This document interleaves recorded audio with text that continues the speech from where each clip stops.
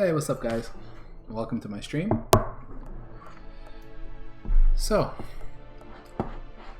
let's take a look at what we're going to work on today. So, I have some ideas of things I've mentioned before. I would like to add pause support to the emulator. And I have a couple of things to think about there, like auto pause on minimize or lose focus maybe. And then unpause on regain. And I have a link here with some events to handle for that. I was thinking of implementing fast forward to turbo mode so I can blast through the intros and stuff when I don't need it. Another thing I would like to do, this is more for helping me debug some of those crashes that I'm getting on some of the ROMs. I would like to, right now, like basically all my standard output for the debugger is just basically writing to printf, I think. Yeah, I'm just writing printf, and rather than do that, I would like to just print to a in-memory buffer, a ring buffer of some fixed size, so that it would allow me to have a trace, a running trace, but you know, like a bounded trace, like a sliding window over my trace. And then when I say break, either I just kind of spit out all that trace, or I would have, you know, like better than that would be a command that's like show me the last n instructions. This I think would be very useful for being able to catch those kind of bugs where, you know, I'm running the game and then an exception occurs, you know, like something went wrong, or I see something went wrong. And at that moment, I could break into the debugger and show what the context was, what the last, you know, 1,000, 2,000, whatever instructions were. So I'm thinking along those lines. I also have this thing to do about mapping game ROM to overlay image. Still not sure how I want to manage that, but basically ROMs and overlays, there's like, you know, there's no obvious mapping between them. I could kind of, you know, do some kind of substring based match thing, which kind of sucks, or better yet, kind of build a database where I hash the contents of the ROM and of the overlays and have this mapping. So that's one thing. Maybe support auto download of overlays. There's also the glow effect for the vector display that I could look into. You know, maybe that's, I'll move that up a little bit.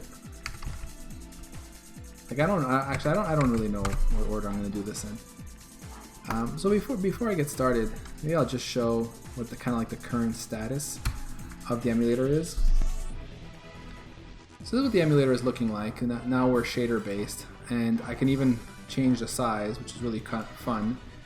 This is what I did the last couple of streams. We also have here the what's it called? Oh yeah, the Dear ImGUI controls that allows me to control like the overlay alpha. We've got a more perspective correct version of the overlay with the screen of this, like the CRT being resized correctly within there. So now we can kind of see, like, you know, here we can actually see how many ships we have left and the score. These are no longer being hidden. And I mean, I'm not sure if my scale values are right. I mean, maybe it should be more, so I can kind of play with the scale here. So maybe it's supposed to be more like this, where the ships show up at the bottom here and the score a bit closer to the top. I'm not sure yet. I need to take out my Vectrex and kind of like play with it a little bit. So yeah, so that's basically what I've gotten going on here. I can also play with this darken speed scale here. Like if I do this, you can really see the difference.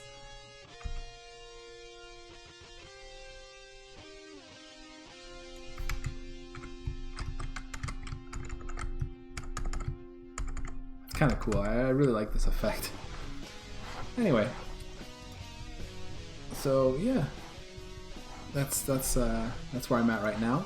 Actually, one fun thing that I thought might be interesting to share is I downloaded and started messing around with RenderDoc, And if you're doing any kind of OpenGL, I think this is a pretty neat tool. I mean, I'm not a rendering pro. But it works really well. I mean, I had to use a debug build though. I don't know if there's a problem with doing it with release build, or maybe it's something I'm doing wrong. But anyway, given a debug build of my game, I can set up the executable path in the working directory, and then everything else is kind of like default here. And I just do launch, and when I launch it, it launches the game. And then at the top here, it actually says, OpenGL F12 print screen to capture frame. Shows all these things. If I hit F12, it captures one frame, right? And then if I close this, it loads basically the log for that frame. I actually get this this warning here. Apparently I have a portability warning. It says quad overdraw requires GLSL 4.5 for DFDXY fine using possibly coarse DFDXY. I don't know what this is. And I looked into it and I couldn't really find anything, so I mean, I'll worry about that later. I mean, what's telling me is that it won't, what I've done, even though I'm targeting core 3.3, apparently what I've done ends up requiring 4.5 because I'm doing overdraw, apparently. Anyway, so what's cool here is I set up the texture viewer here to show inputs and outputs. I think by default it only shows like outputs, but I make it also show the inputs here. And what that allows me to do is, let's say we go to this first GL draw arrays. What you can see here is that the output of this draw is cur rendered texture 0. And so this actually is the first pass. Like if we go back into GL render, not that, pass 1, here. So in pass 1 I have this render to texture, and the target is cur rendered texture 0, which is what you see here. And what you're seeing here is that I'm actually rendering this here, and this is basically like just the vector display, my base render of the vector display. Interesting things to note are the size is 558 by 584. That's a scaled version of the, the perspective correct version of the overlay that I drew. So all of these kind of work out. So this, let's say this is like basically a straight up render of what I have in my list of vectors. And then the next draw is, let's see here, GL draw arrays. I don't know why I have two that seem to show the same thing here. Because my second draw is supposed to go to cur rendered texture 1, which seems to correspond to the third GL draw array. So I'm not quite sure why there are two. Let's see here. Pass 1, we bind this, use this program, draw. Oh, it's because that's it. We do two draw calls. Oh, right. One for the lines and one for the points. Actually, I guess we won't. Yeah, the reason we don't really see is because I purposely don't clear the buffer. Actually, if we captured, I wonder if we would see it if we captured when the stars are being shown on screen. Let's try that. Wait, not this way. I think it'd be kind of interesting to show that. So if we launch again, we just wait a little bit. Actually, I won't maximize so that the sizes make more sense.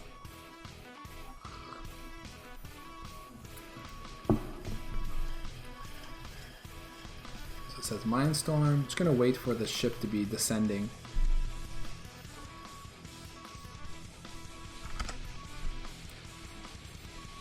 Okay, so I captured. Alright, so now if we go here, so there's the first draw, and there's the second, and you can clearly see that the first draw is drawing a whole bunch of lines, and there are dots, but those, I'll explain why you see some. But then the next draw, you can see the dots that came from that frame. Really interesting, right? Like that's the only difference. So that corresponds to the two draw calls we're making, one for lines, one for points. Then the next draw will be for this darken texture pass, and that's where we take this we use this texture, cur render texture 0 as input, and the output will be cur render texture 1. So if we look at that draw, which will be here, there, you can see that that's the input texture here, the one we just saw. And as output, it's the same one, but darkened. And so that's like the full screen darken that we do. And just to remind you, like this here becomes the input. Like what we do is we end up doing like a swap of that's why I call it cur render texture 0 and 1, is that we basically swap those two at the end. We do like a buffer swap. And so it ends up and we never clear it, right? So what ends up happening is that this becomes the input on the next frame, which explains why we see these darkened dots over here, right? And this would be the ones from last frame. So yeah, so we've got this, which darkens, but then actually we don't use the darkened one right away. We use the brighter version because we want to make sure to display the last things we just drew before darkening to the screen. So I have this thing where I purposely say, yes, I know I've darkened it, that'll be used next frame, but we're going to use cur render texture 0 to actually draw this frame. So that's what you're going to see here when we drop down here. You see render the game screen texture to CRT. So this is the part that I did last week where we take, where is it? So yeah, the target will be CRT texture, which is a scaled version of, CRT texture is the same size as the overlay texture, so it's like as big as, but we're going to render a scaled quad inside there with the output of the cur render texture 0, which is what we're going to see. What do we see that here? Use this program here. So bind our texture in texture unit 0, so that's the one we use. So that's what we see in this next draw here, right? Yeah. So in this case, we use cur render texture 0 to the CRT texture. And the difference here is really about size. This is like the original one, and then we're going to a larger version like this. And basically we're fitting it on a quad, and I don't know if we could see the mesh. Yeah, I guess we can't see like I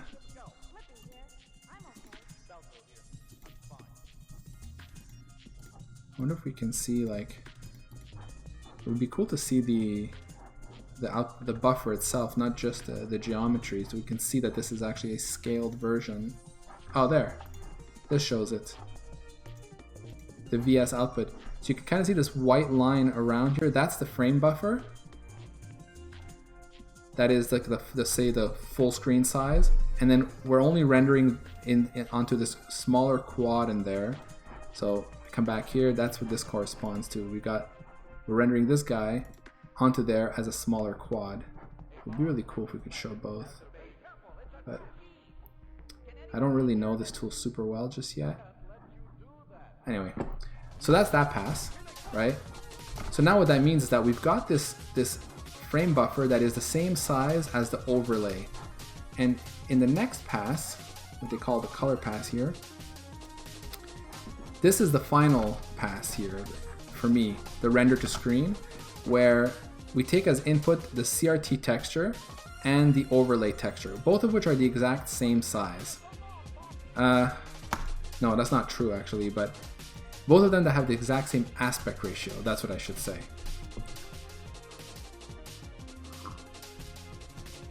And we take these two and we blend them together to produce this here, this output. So this and this become that. And I have a back buffer here, and I realize I can just get rid of that. I really don't need a back buffer, so we could totally get rid of that here. Then the next steps, these don't come from my own code, but this comes from ImGUI. So you can see ImGUI is drawing this thing here, and then it's going to draw the text inside and the controls. And then we do a swap buffer, and we get the output. So I thought that was pretty cool. It's cool to kind of see it and be able to understand our passes, and I'm totally going to be using this to when I work on the brightening or the glow effect. Alright, so that's a lot of talking. So let's see if we can get some work done. So let's work on adding pause support. So I'll start with just kind of like if I press the P key or something like that, it would be nice to be able to pause and remind myself a little bit how I do this. Yeah, I don't really have a what did I do again? Alright, I have this gamepad state that I use. No, that's not it. I have this class input somewhere. Right. Just want to think like where I want to put this kind of stuff. This is really meant. This input stuff is really meant to represent the Vectrex's input, the controller of the Vectrex. So I don't think I'm going to be sticking anything in there necessarily. I will be starting from here, from the SDL engine, where I'll be looking for key presses and stuff like that. And then I want to be able to keep it rendering but not updating. So maybe that's all I really need to do. Can I, if I do that though, that means I'm not updating my debugger. So maybe that doesn't work.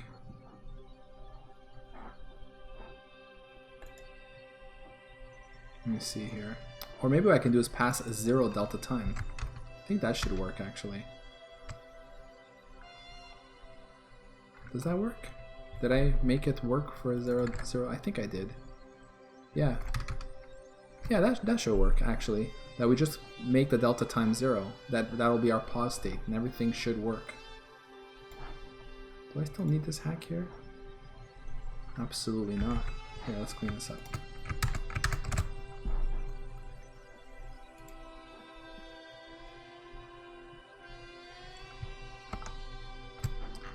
Okay.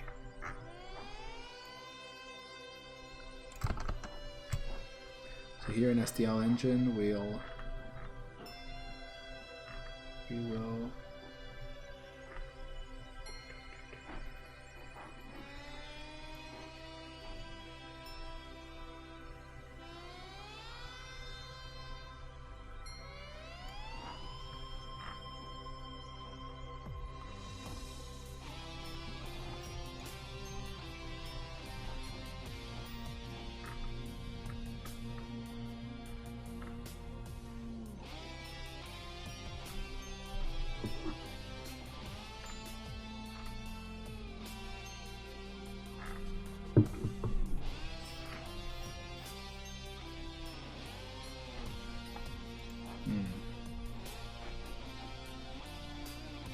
yeah, so I have this like what I call input here is that just like the kind of game input. Maybe too generic a name there, but yeah, that's what I was showing before. We have a display, we have input. These are like in terms of the Vectrex.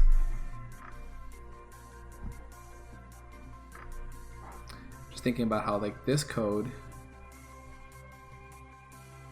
because I would like, you know, if I have the gamepad plugged in and I press start or something, that would be able to pause as well.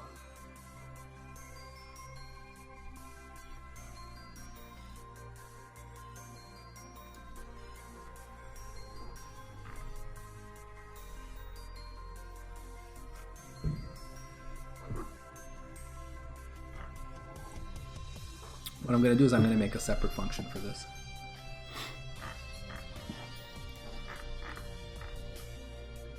We'll just start with that.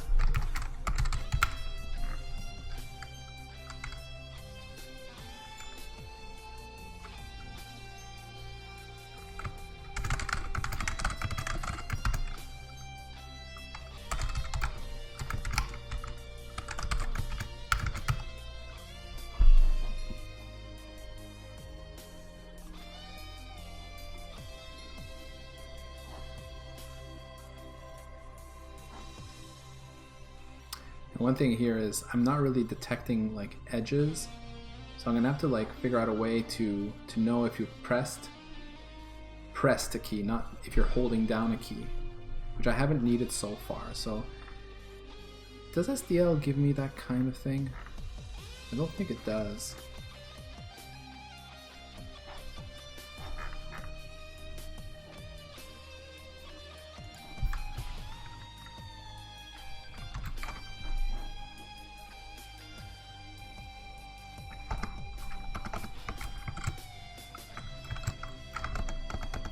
Let's see.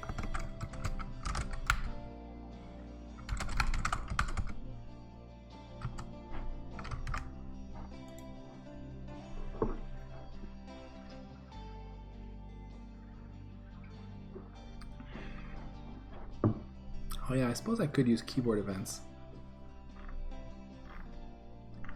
What am I doing right now? I have this state here, but I'm just getting the keyboard state. So that's just like whether it's up or down. But I don't really have the notion of, oh, something just got pressed, you know, like kind of detecting the edges, its current state, and then when edges occur.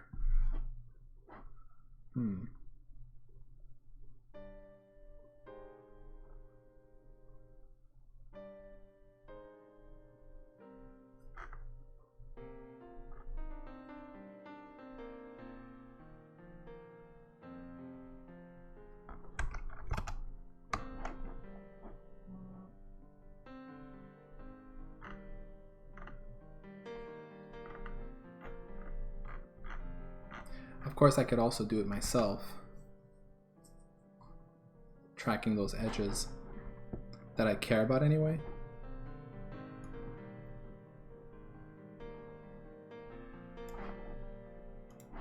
Okay, let's try something really dumb. So if we were to track, we do poll event, if the event type is one of these, let's see.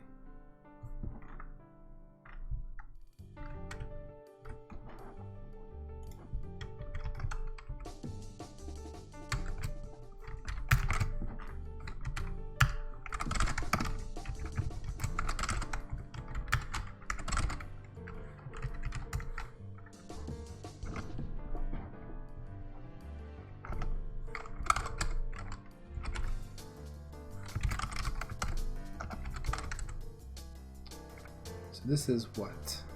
An SDL keyboard event.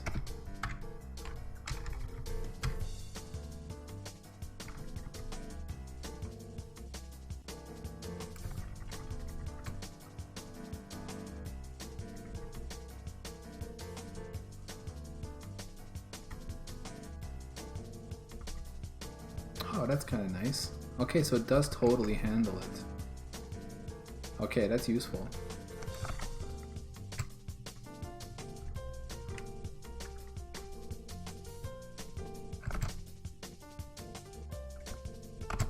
So, okay, let's say we have that. What we could do is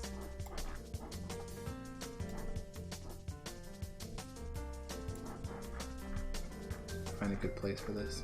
I'm starting to have too much stuff in this file.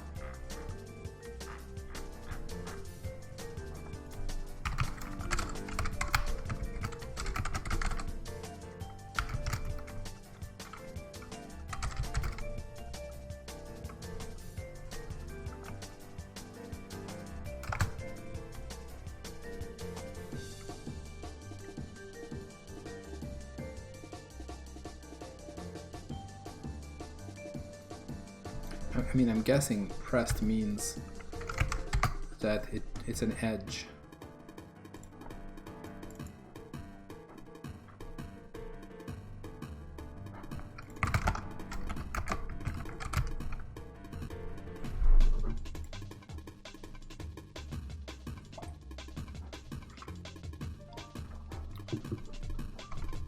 Oh, the type and state actually report the same information.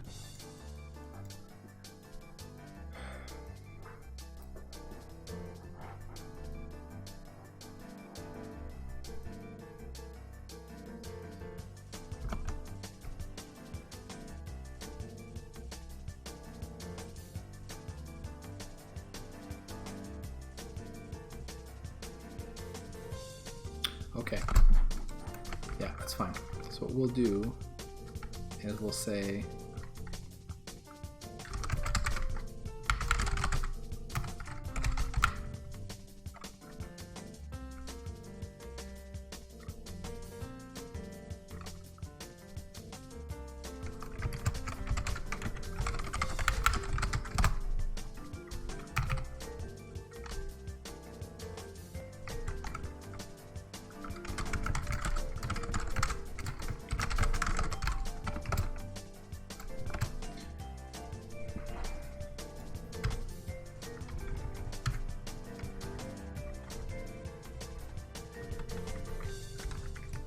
keysym.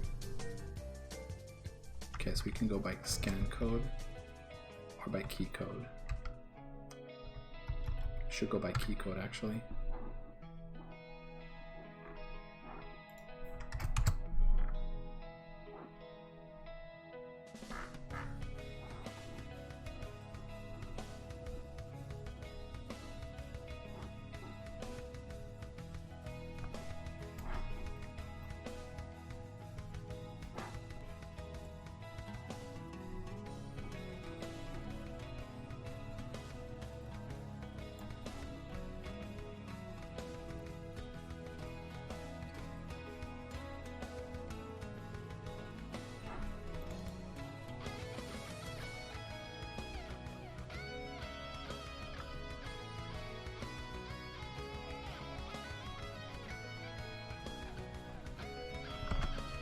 Really?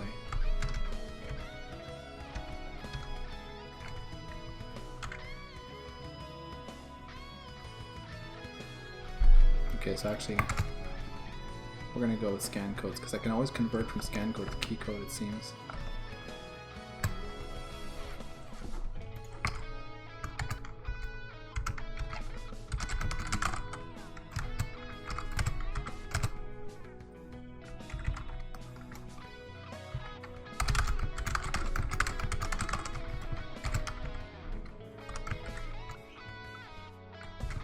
Or actually we'll say key state change.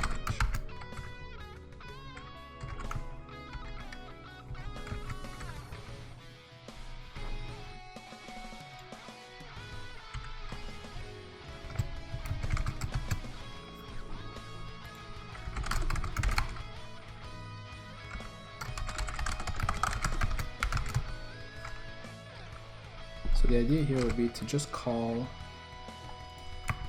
this function when we receive one of these.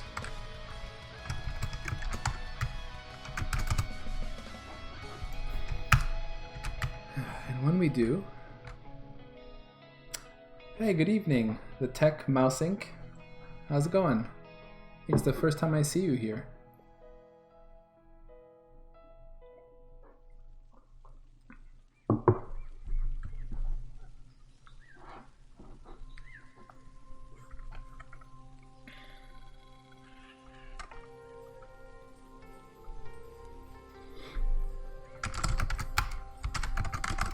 So let's grab our key state.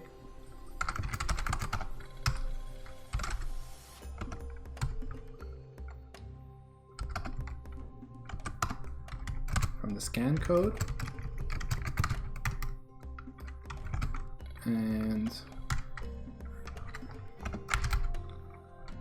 we'll say it's down if the keyboard event state. Now what was state again?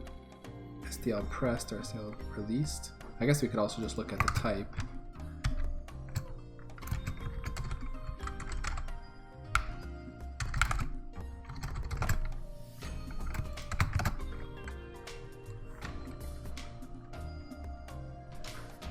The Tech Mouse Inc. says, yes, I'm looking for experienced programmers who can help us bring a game we're working on to life, so here I am.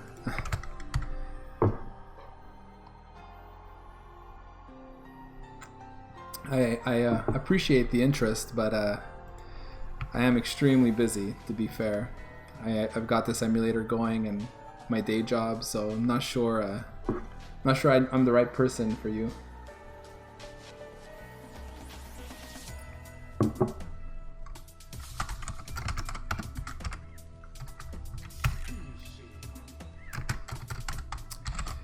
actually, this would be on key state change. Now I need to have some kind of generic update function.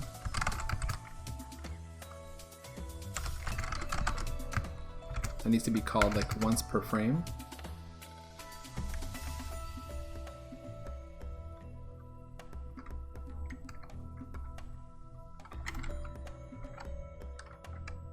And where we'll just basically I'll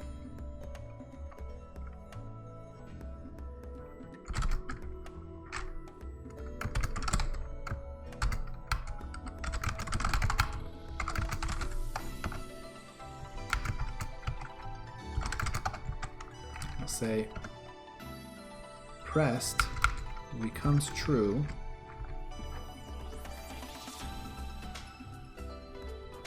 No, okay, that's it. I need to do the pressed when the edge occurs.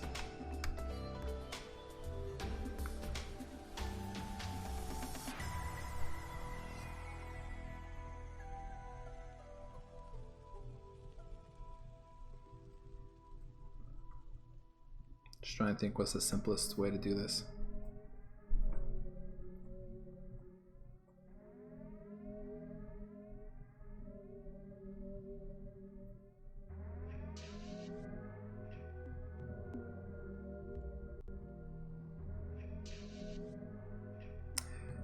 Interesting. Yeah, I guess what I could do, this is probably the simplest of all, is to do something like this becomes true.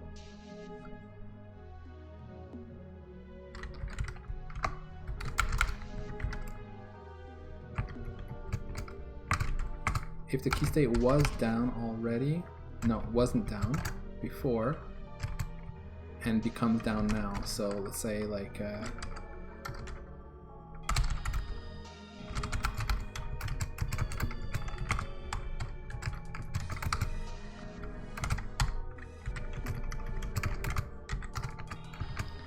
that, and then here we'll just say pressed equals false.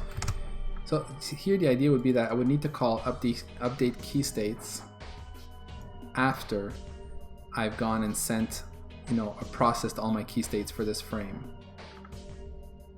So I process these, we get the edge, like we just press the key down. If I want to do something on the pressed, I do it, and then I go and I clear all the states.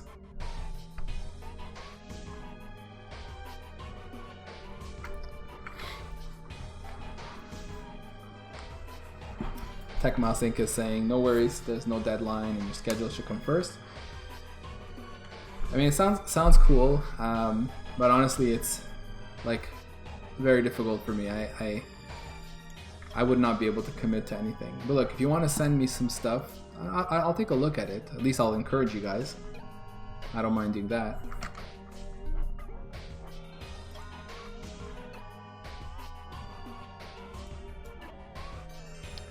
Okay, so like for instance, here we do this, and let's say so we do our FPS, update input, we do our update render frame, we swap, and then let's say here, we do update key states, let's say.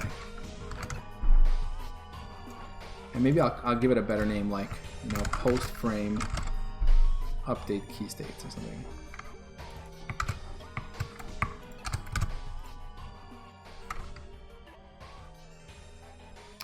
Oh, well, all my information is here. I mean, you can write to me, send me a whisper through Twitch, or you can just look at my information here on the Twitch page, and you'll see like there's lots of links to ways to reach me.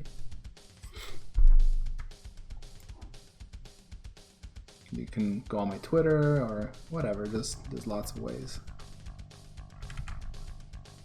Okay, so let's say we did this. And we were interested in knowing if the let's say P key was pressed.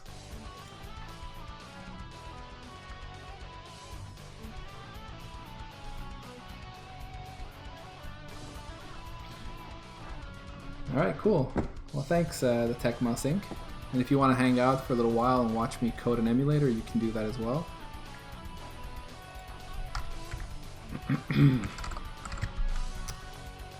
Okay, so let's see here.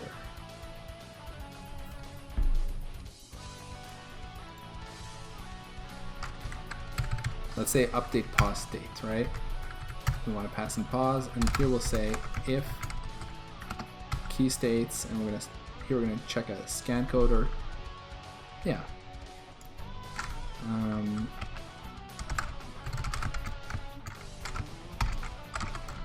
TechMouse says, of course, I will stay and watch, confusing as I am, or confused, I guess, as you are.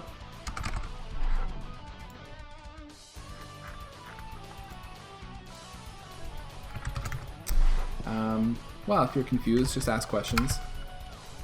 Scan code P. So if that key has been pressed, we'll toggle the pause state.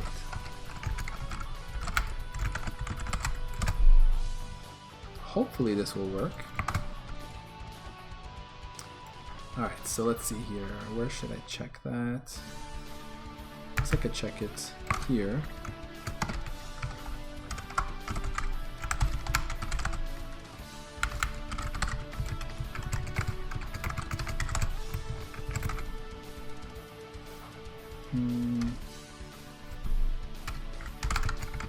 If pause, frame time will equal to 0.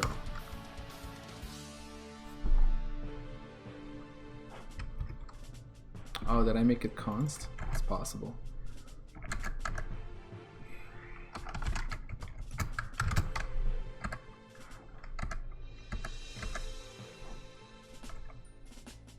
Actually, that's not what I want to do. I do want to keep it const. We just want to decide what the update time will be. So we'll say update frame time will be equal to, if we're paused, it's 0, otherwise it's the frame time. And then we'll pass that in here to update. TechMousing says, yep, the least I can do is provide moral support. Thanks, man. Ah, yeah, so this is not returning anything.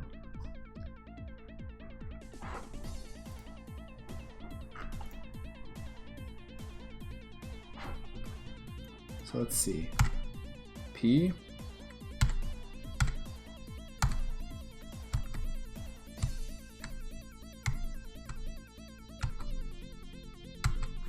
Well, it's doing something, but I didn't want it to actually stop drawing the lines, and I guess I can understand why that's happening. It's because I'm actually consuming those lines and clearing them, so when I render after that, I have no more lines to render. Huh. Yeah.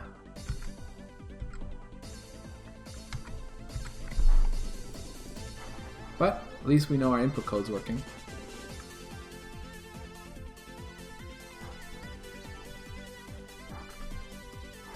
What I'm going to do is I'm going to wrap this all up in a little class, because I just think it makes more sense.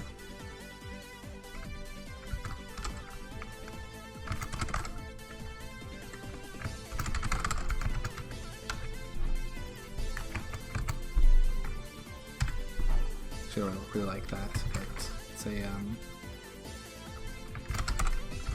it's called the keyboard. There we go.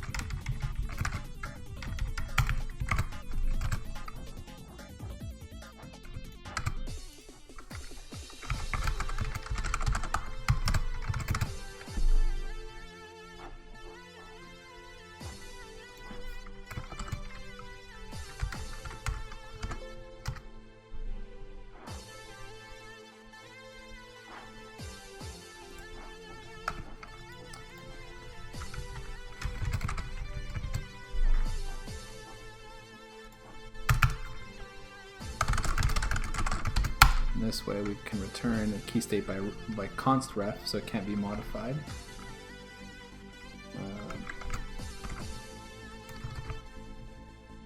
can I do just scan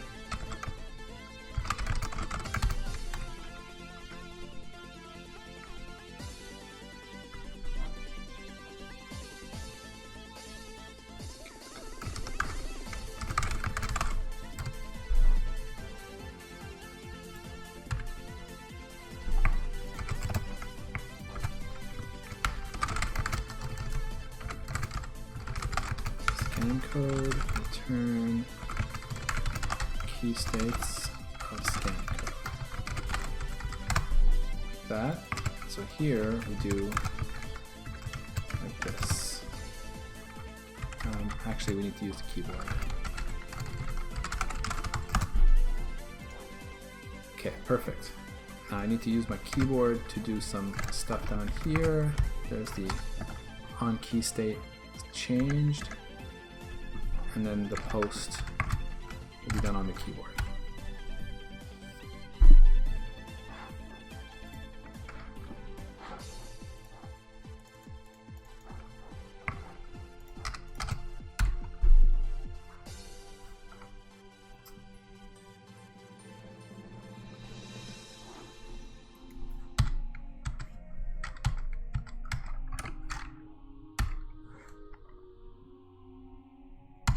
It looks like the very first time I press P, it doesn't work.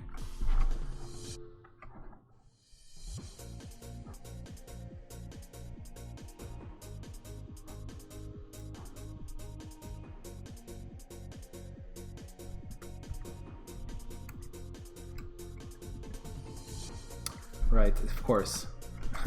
Default state should be that we are not down, we are up, and we were not pressed. So that should make sense.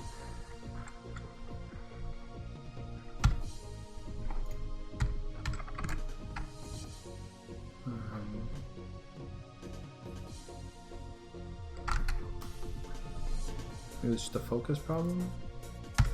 No, it's still not working on the very first time I press. Let's put a breakpoint and see why. So I hit P. Okay, here we are.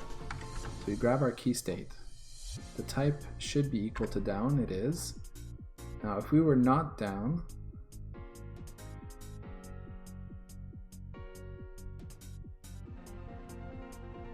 oh, what am I doing? Down is supposed to be false.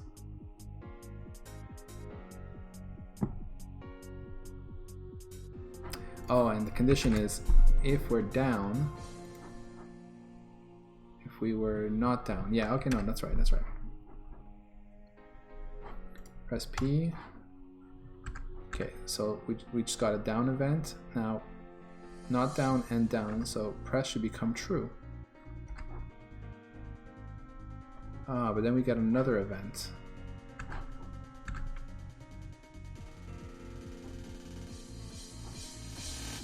Oh, right, okay. I need to check. Oh, okay, because we got a key up event. Right, I'm not actually handling both events, which is stupid. Okay.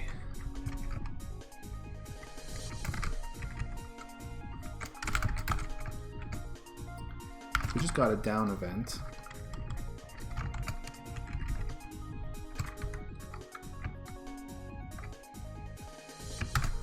Okay, so we know we just got a down event, so we just need to do this. So we're pressed if we were not already down, and then this becomes true. Else we got an up event, in which case both of these, so pressed becomes false, and key state down becomes false. Okay, so that should make more sense.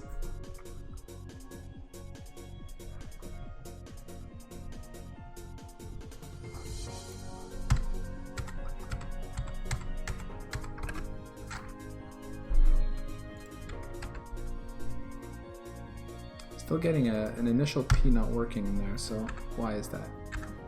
Pressed, down is true, okay.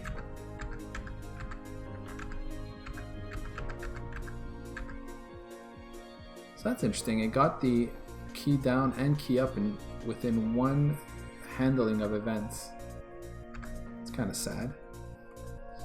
And this is what happens. We consume that first one without even processing it.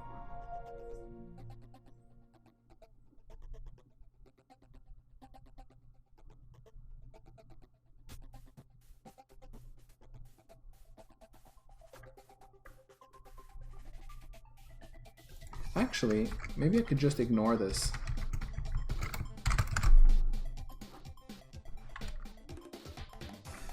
I can ignore resetting pressed here. Although it is kind of annoying that our down would become false immediately. But I guess, no, I guess that's okay. No, that's it, that's good.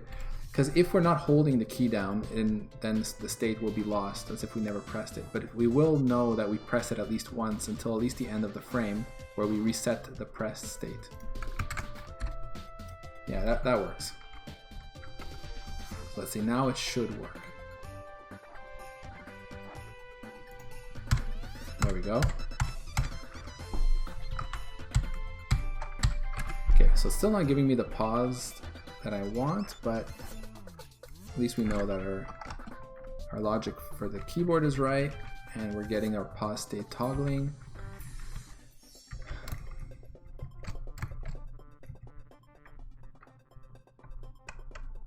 So now I'm trying to think. So the issue that we're having is right here. You see, when we call render,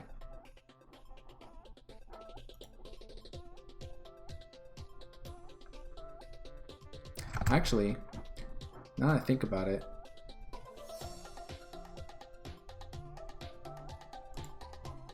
we probably want it's not just the update frame time, it's going to be the real frame time that gets modified here.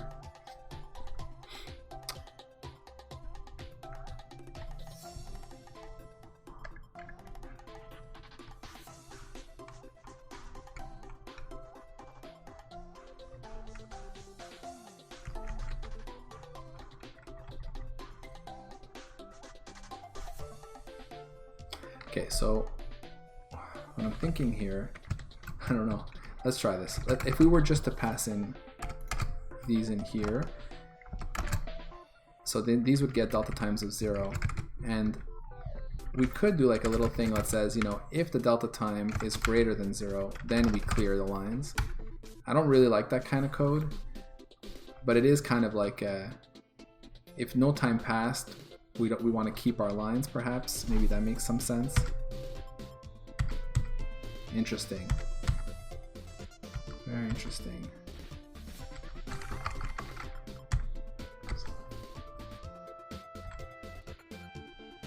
Yeah, and this makes total sense based on the way I'm handling the rendering code.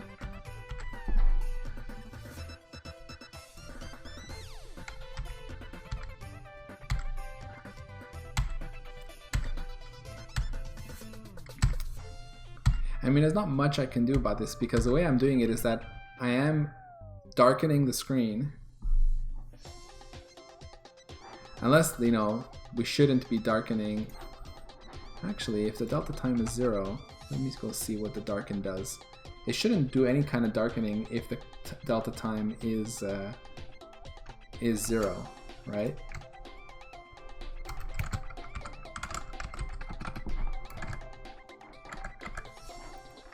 We're using darken texture, so that's going to go through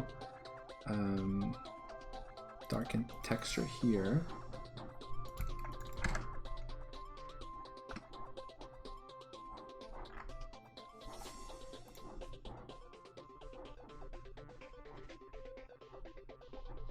We pass 0 here.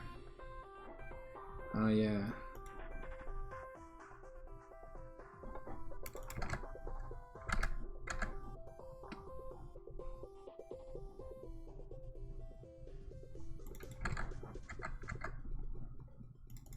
Okay, so if this is 0, technically speaking, we should end up with the current value as is, without darkening it.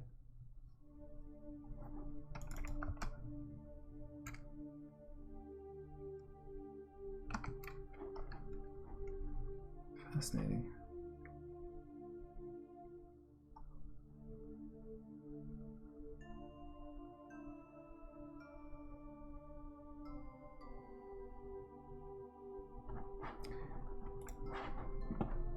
go look at RenderDoc. I think RenderDoc should be able to show me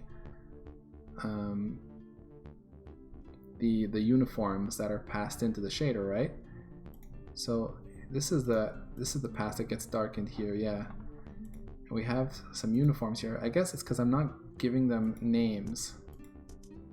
I suppose I can give the uniforms names using the GL object. That would be useful. Object label. Does it work to do that? Let's go take a look.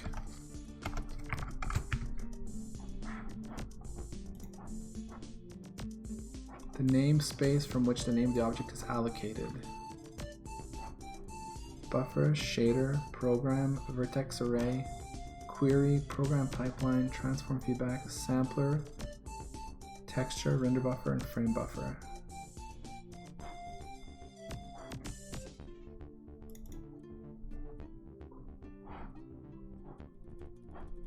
So I guess that doesn't give me the name, but I mean I can figure out based on position here, right? So if we go back to darken,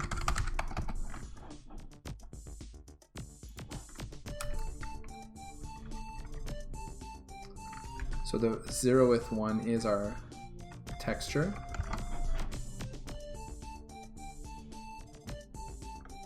GL program uniform vector.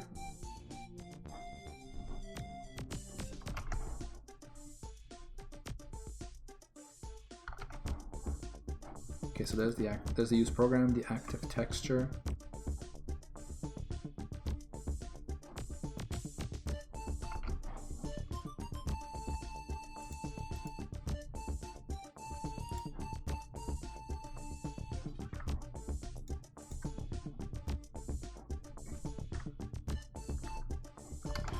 So we have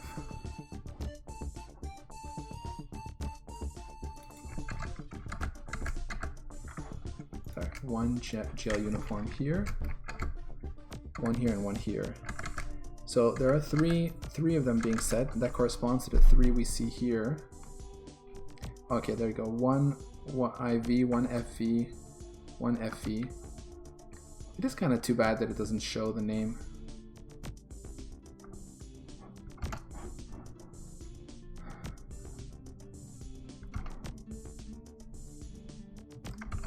Now the one I'm interested in is this one here. No, that's a speed scale. It's the time. It's the 3rd one.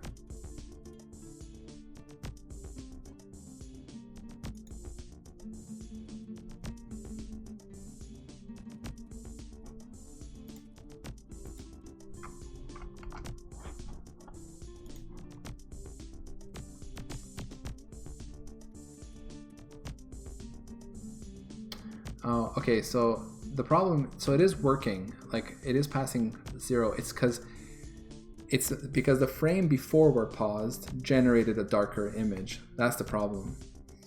When we pause, we end up showing next frame, we end up just kind of effectively redrawing the same thing, but we show, let's say, the output of the last frame, and that's why it's darkened. Right.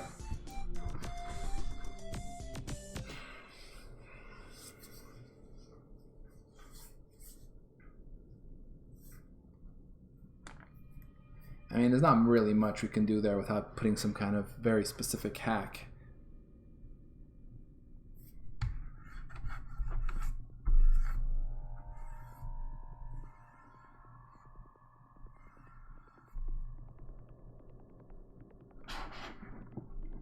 You know, like, I guess what we would need to do is, the way we are kind of doing this incrementing we're doing this kind of swapping between the 2 rendered textures. I think if we were not to do that, in the case of frame time being 0, that probably would fix the issue.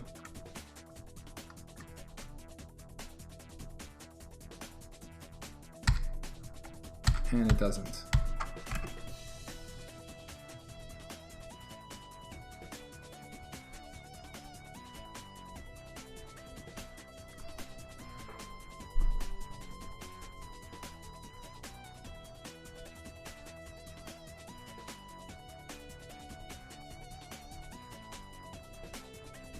That's kind of surprising.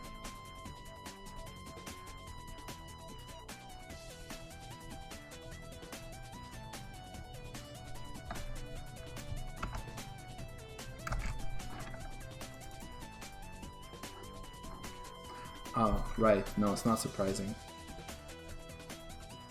Because we've done the swap already. Okay. If we move the swap before the selection, then this will work.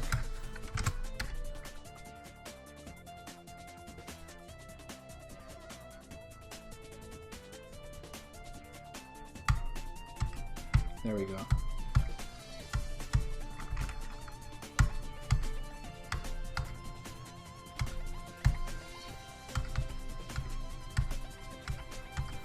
That's pretty cool.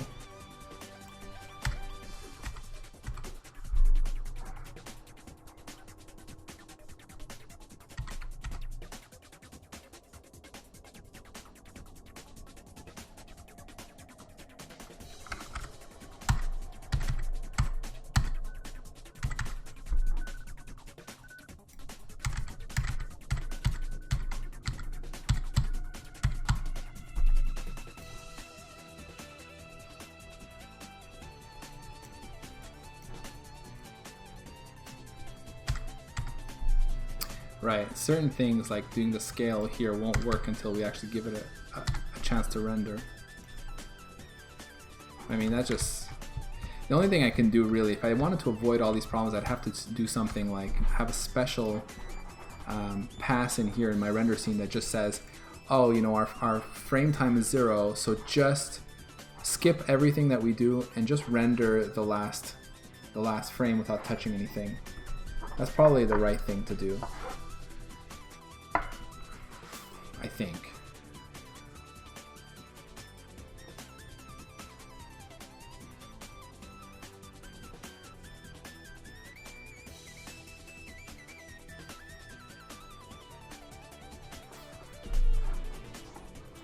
Let's see. But then of course all my scaling and stuff like that won't work. So maybe what I'm doing here is better. At least I'm able to play with some of it, you know? So we're saying if time passes, then we want to do the swapping. Otherwise, leave it on the current texture, and then we select our texture based on that. So that's okay. And here again, if time is passing, then we want to clear lines.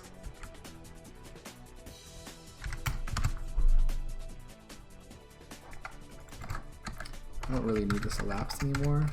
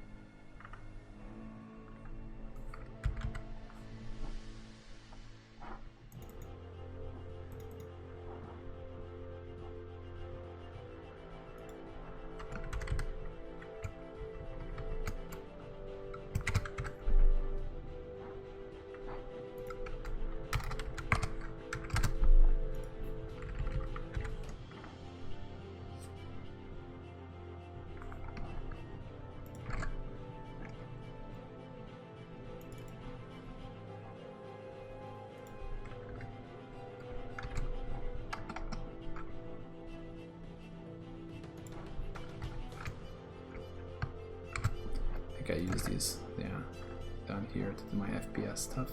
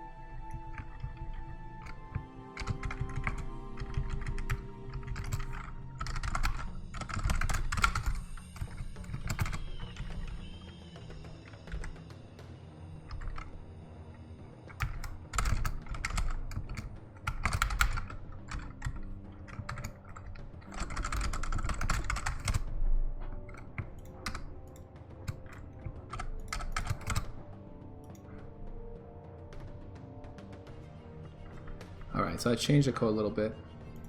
Here I'm updating basically the real time. And then here we compute our frame time. And I just wrapped that up into a function so that I can bind the result to a const here.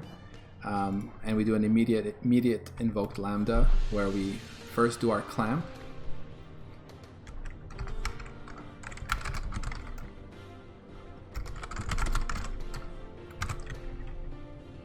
Then after that we modify it if we're paused.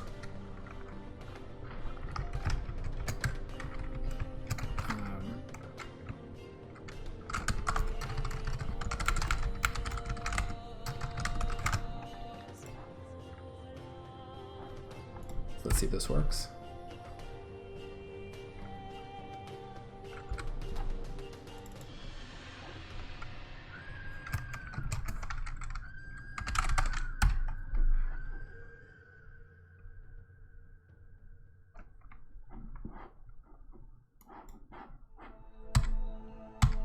Okay, so that works. All right, let's get this committed.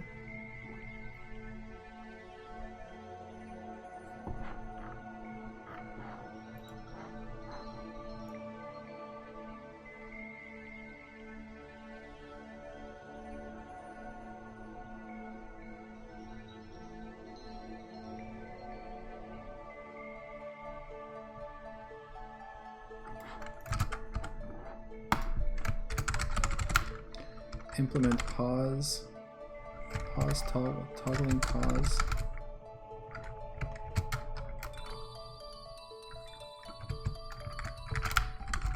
When toggling P key.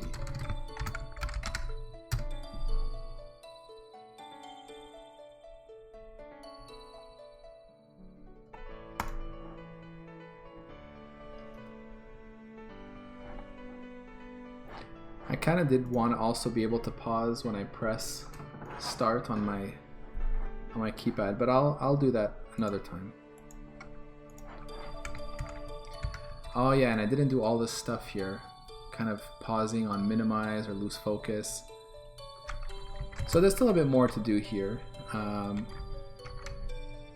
say also pause on start key press. Gamepad. So still more stuff. I'll say add additional pause support. But this should be good enough for now.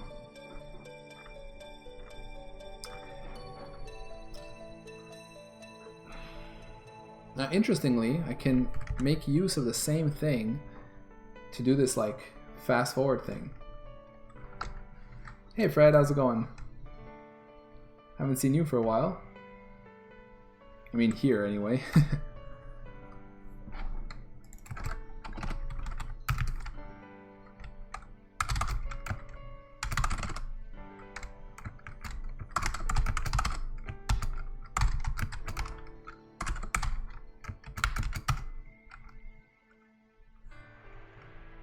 You wanted to catch up on the development? I'll be running the game soon, so I'll show you where we're at.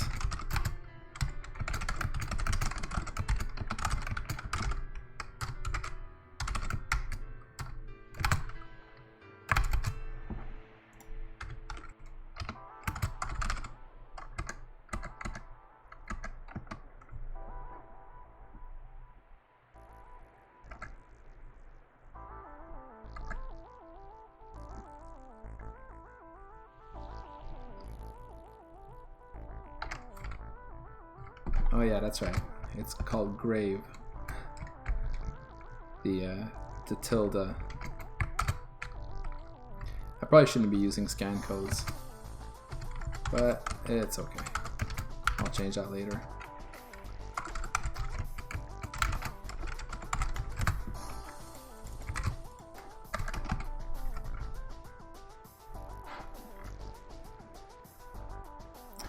Fred says, I thought I saw Mindstorm with the overlay earlier. That looked sexy. Yeah, so you did see it. Yeah, that's what it's looking like.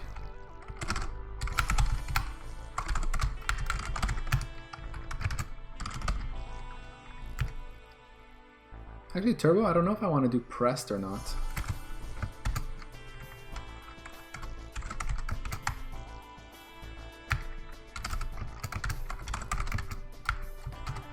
I'm really not sure what I should do here.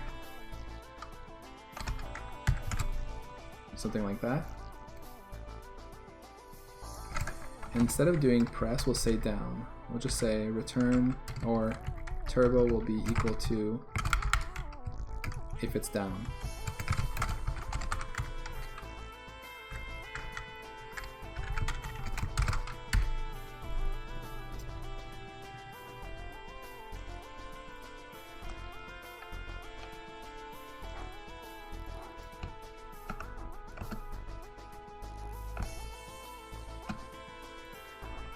Let me try this in release just to see.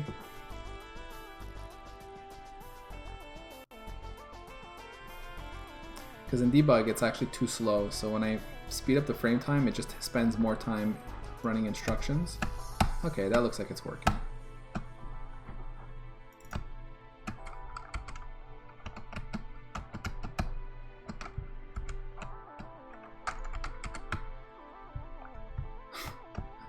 It's kind of fun. So yeah, Fred, I've got the imGUI thing over here, and I can play with the overlay alpha. I can play with the scale here.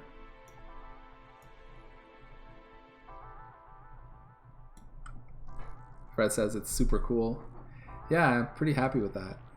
Playing around with the darkened speed scale.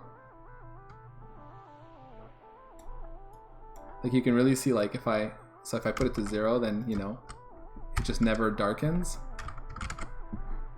And if I put it all the way to like my max value here, which is arbitrary there, it looks like this, you know? So it's got like this very kind of arcade flickery feel.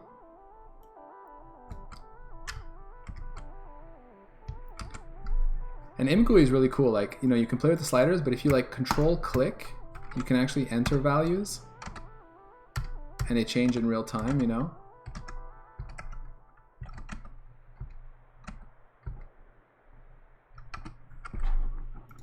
Yeah, I find emGUI really awesome. And it was so easy to hook up. Like I had it working in like less than a half hour, which was really surprising to me. I was sure I was gonna spend like a couple hours just ironing out all the details, you know? But no, it was like super simple. And the main reason it's simple is because they provide these like these CPP file implementations that you just bring into your project based on what you're using. Like, so for example, in my case, I brought in this here, imGUI impl SDL GL3, right? So because I'm using SDL and I'm targeting OpenGL3, this pretty much does everything I need. It's a whole bunch of like, it's like an implementation that does what I need for this context. And so what you do then is once you've got that in there, all you need to do for emGUI, if I just go here, no, not the font scale. So you got to call init once with the SDL window, and you got to call process event. So this is where like it captures the input events and stuff like that, keyboard events, mouse clicks, and all that. And then you have to call new frame before you start doing all your your update and stuff. And then finally you call render at the end. So that basically gives it all the hooks it needs. And then obviously all the details of how it works are in here. And it's totally like an SDL implementation. And they have a whole bunch of these. So like if you're doing, DirectX, D3D, different versions, I think they support like 9, 10, 11 or something. Vulkan, they have all kinds of stuff. So if they have SDL with GL2, if you want to do like old school OpenGL. So I mean, you just bring that in. I mean, I did have to fix one small thing. There was a warning, but that's actually Windows. It's not them. But yeah, that's it. So pretty cool. So I did that and I had it up and running in no time. And then usage is so nice. Like, what can I show? I go to my GL render, you know, it looks like this. It's like one line, right? In GUI slider float, name, address of the float, and the range. And that's it. And then that modifies, obviously, this float here, and then I just use it. So I have one there, I have the overlay alpha here, I have the scale ones here. And those are the 4 that I have right now. So just want to see turbo here.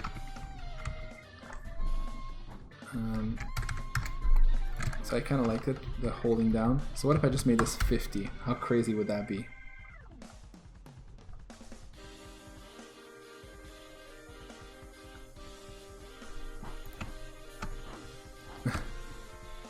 It's like crazy fast there. Yeah, maybe too fast. I kind of liked the 10 I had before.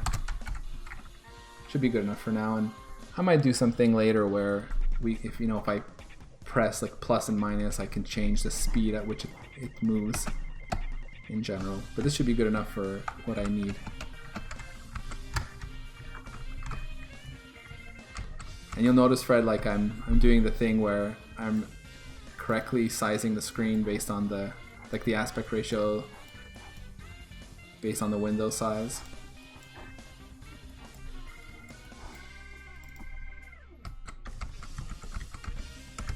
And what's interesting about that is I'm not like just scaling, you know, some fixed size textures. I'm actually rebuilding the textures that I use based on the size of the window. So like, because my goal there is to not have any, or like to reduce the filtering that you get when you scale the textures. I kind of want it to be, you know, 1-to-1, so I can have the nearest neighbor interpolation kind of thing, because that's sort of the look that I want. Because I find a lot of emulators, especially when they use OpenGL, they just do the scaling thing, and unless you have like a perfect multiple of the original game screen size, it just looks terrible.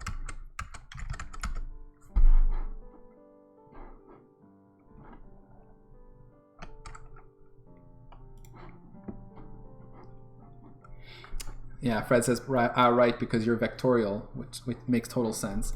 I mean, I could do it, you know, I could leave it filtered, but I don't know, I like the pixelated look. It just feels more real, you know? So yeah, like you say, like vectors, right? And I mean, I say pixelated, I don't mean pixelated, but I mean accurate. Like the lines that I draw are the lines you see, and not some fuzzy, interpolated, blended version of it.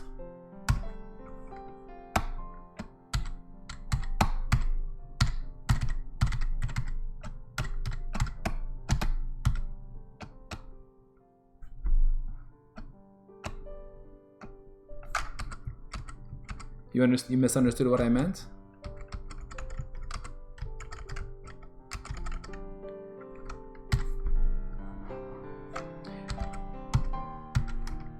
Basically, I just don't want, because I want to be able to do my own filtering, right? Like I'm gonna add a glow effect and all that, and I don't want the scaling of the textures to affect the final image. I want it to look the same no matter what size I make it. So basically totally in my control.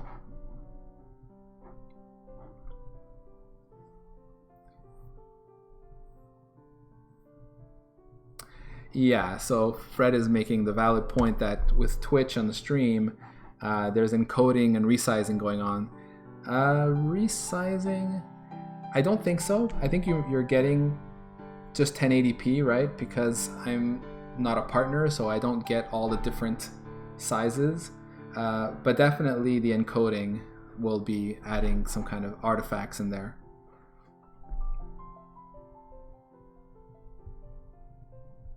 Right. Fred saying the resizing on the client end. Yeah, that's true. For sure. Yeah, in your browser. Yeah, that makes sense. For sure.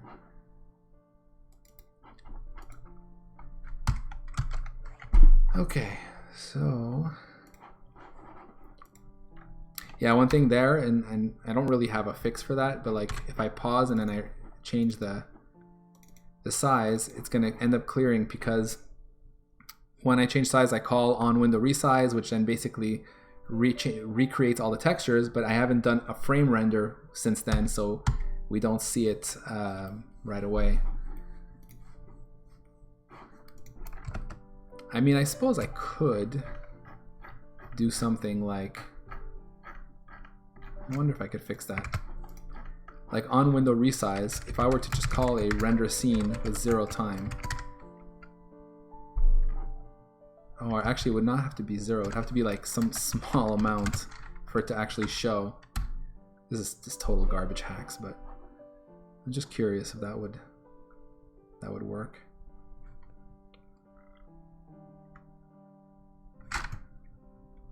Yeah, didn't like me calling render scene just yet on the initial window size.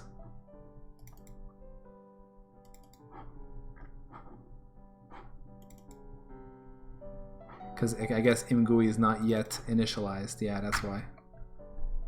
It's like too early to do that, I suppose. Or because, no, because we haven't done a begin frame. Yeah, okay. Yeah, no, this is just bad. Will not do. It's fine. I can totally live with this. I mean, the pausing is really just for me mostly, so that I can just pause and take a look at things. And I'll worry about, you know, I think ultimately for, let's say, the final emulator, pausing, what it will be is what I was saying earlier. In the pause state, I will just render the last text, you know, the last frame over and over. Something like that, and that should be fine.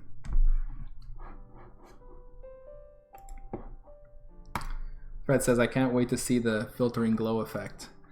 Yeah, I still don't know how I'm going to do it, but it's on my list somewhere here. Glow effect for vector display. Alright, so we've got the fast forward turbo mode, so let's commit that.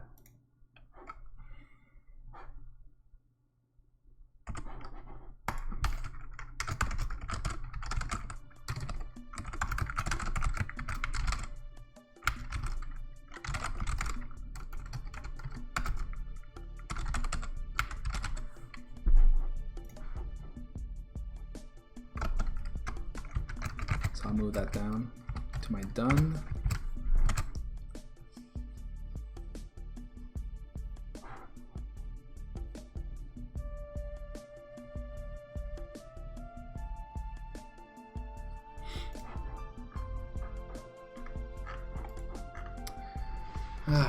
Don't know what I want to work on.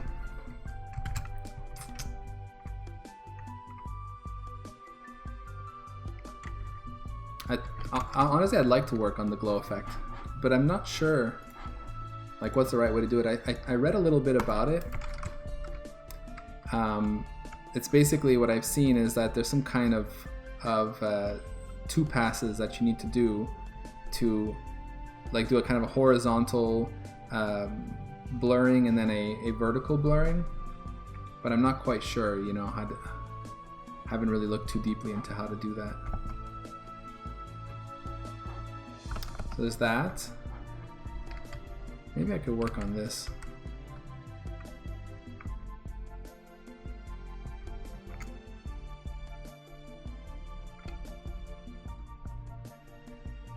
Because the reason I want to have this is because I have bugs, you know, in lots of my games, and they're difficult to debug right now. For example here, you know, using armor attack to debug moving left. You know, I don't want to, like right now what I've got is the ability to just start tracing from the very start or near the very start, and that's just way too much logging going on, and I'd rather like kind of hold left and then just break and then see the last, you know, n thousand instructions and try to figure it out from there.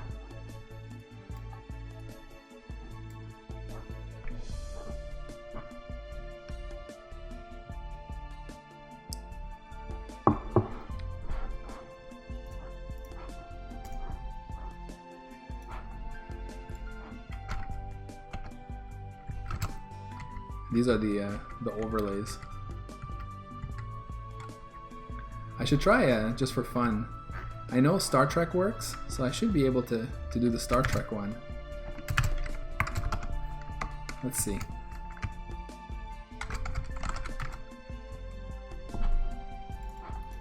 Sometimes it's just fun to play a bit. Where am I doing it again? Here.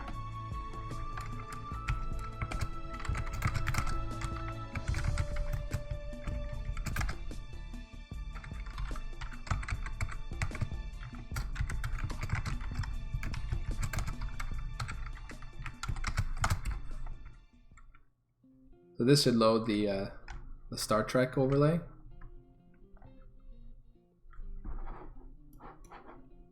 That looks like this. And then let's actually load the Star Trek ROM.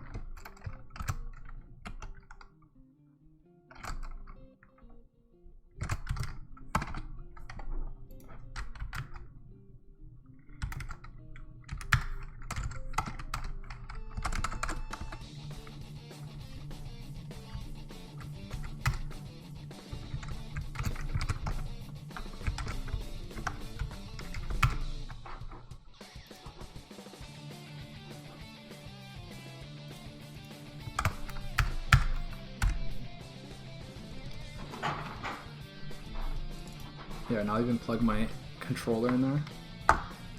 Actually, this will help us to see if it's lined up, you know, with this current scaling and stuff. That's actually a pretty good example for that.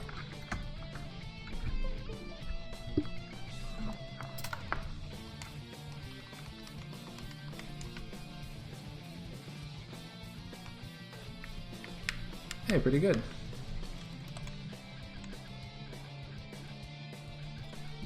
So,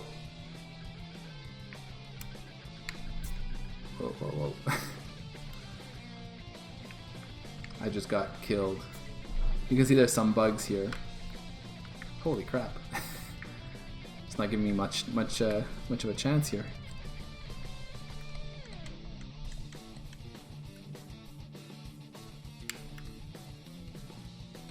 Press any key for replay.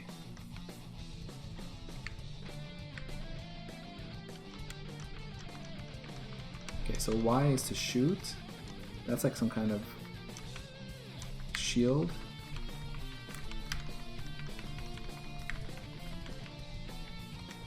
This is to go through the portals.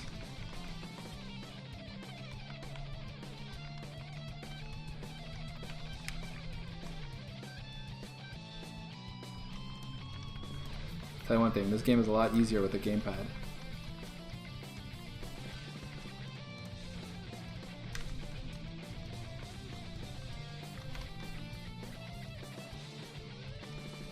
But definitely, actually, like I'm looking at it, the alignment isn't right, because we can see that there's these two lines at the bottom,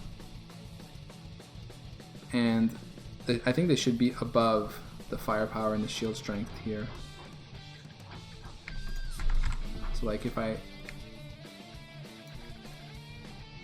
And also we can see that they're crooked, which is interesting.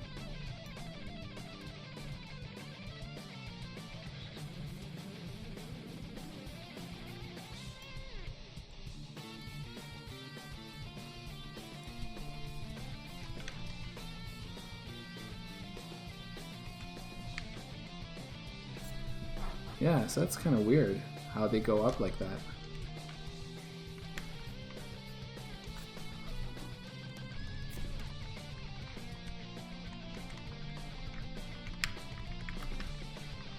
Okay, so I think these are Romulan warbirds. This was like released in the, you know, not around 1983, and I think that's when Star Trek had a movie out. So you can see when I shoot, it actually uses up my firepower meter. And if I were to use my shield, this other meter on the right side would be used up as well. So like when they shoot at me, I can actually throw my shields up and I don't get hurt like this.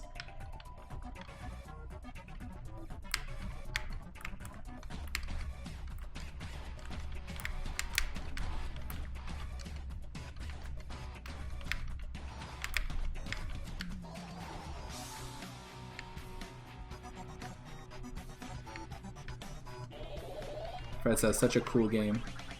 Yeah, it's pretty fun. This is one that I actually own on my Vectrex, so I did play it.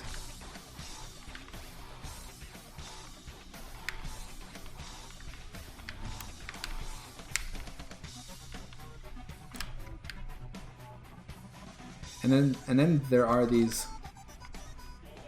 portals or whatever I'm supposed to take. Every once in a while they show up.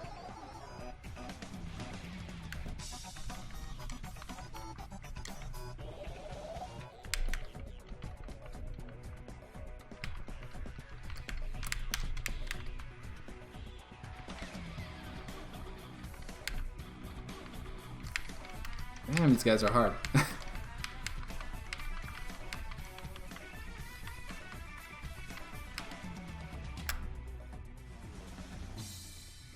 And what sucks is when you run out of firepower or armor, like shield, you can't do anything.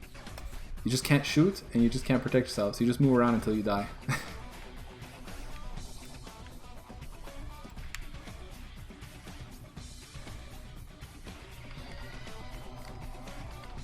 Actually, I'm not sure I'm supposed to destroy those things that turn. Maybe I'm not supposed to destroy them. Oh, look, a different looking craft here.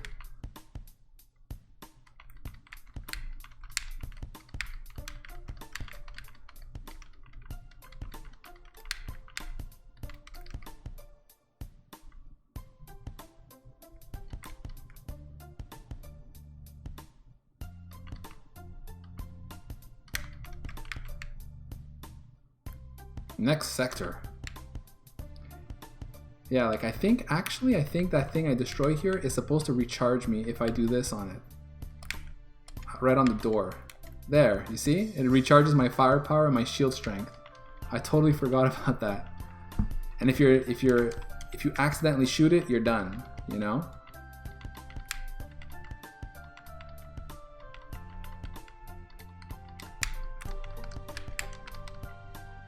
That's true. I remember I discovered that at one point when I was younger and was playing this game.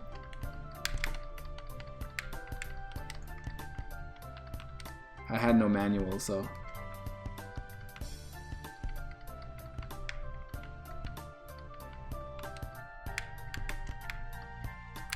Oh, you can actually shoot these things. That's cool.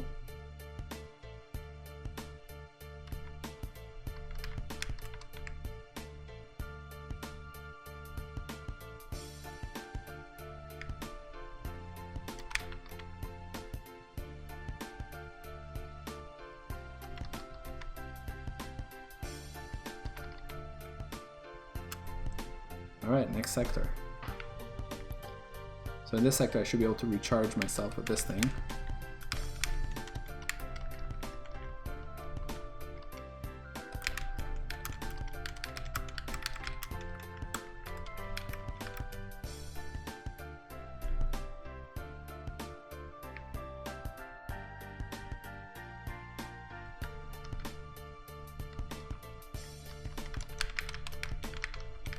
Ouch.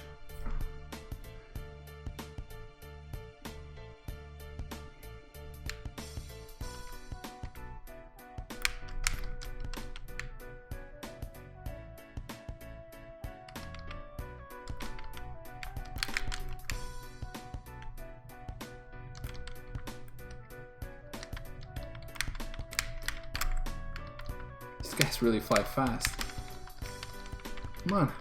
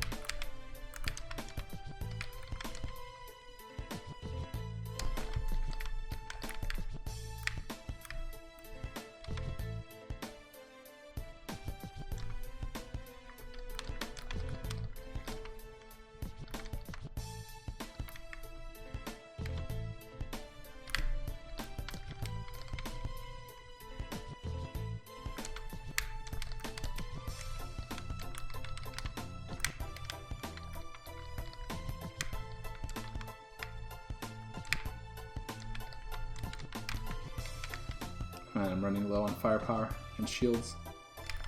I gotta destroy these guys. Come on.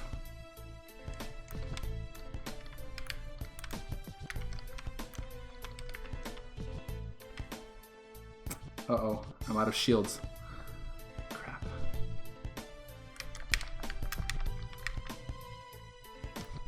And I'm almost out of firepower.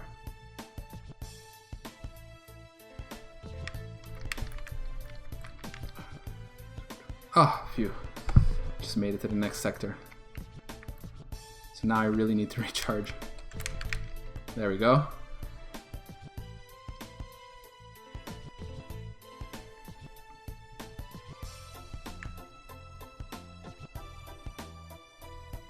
It's interesting how it's the lines are not straight, and I wonder if that's something like if you draw lines near the bottom of the CRT, maybe there was some kind of warping effect, and like maybe the game was compensating for that. But of course I'm not doing it because it's odd.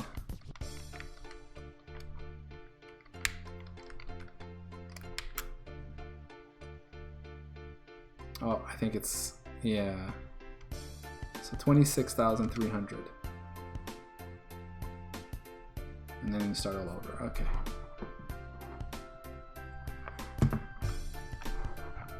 So that's pretty fun. I have a list somewhere. I wanted to write my ROM compatibility.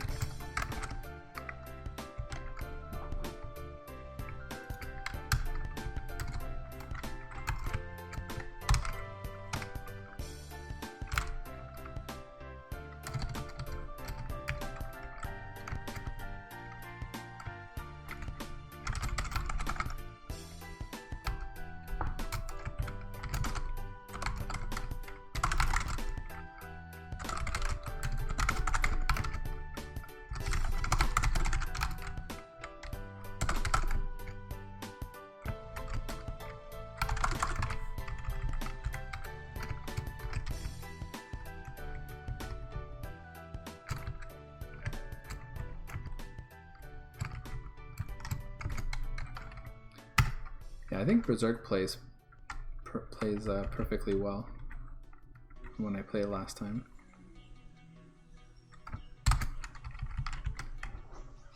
Unhandled op. Oh yeah, Bedlam doesn't work yet.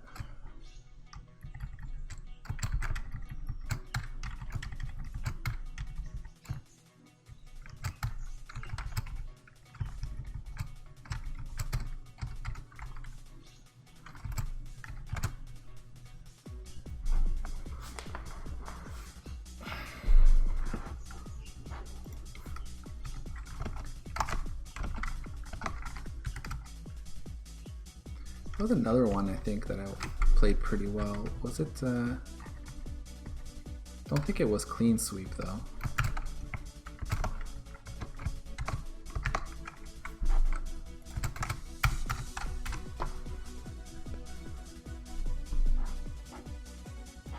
Okay, let's see. Whoops.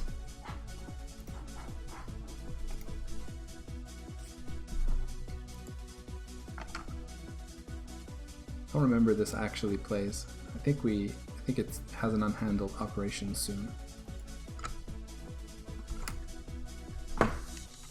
Yeah, there we go. Or something else even. Let's go see. Invalid vector subscript.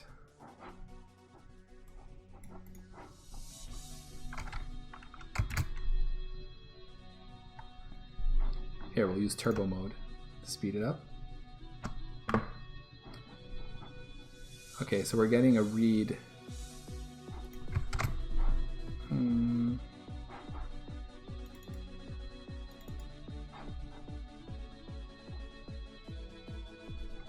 So it's like an invalid read in cartridge space.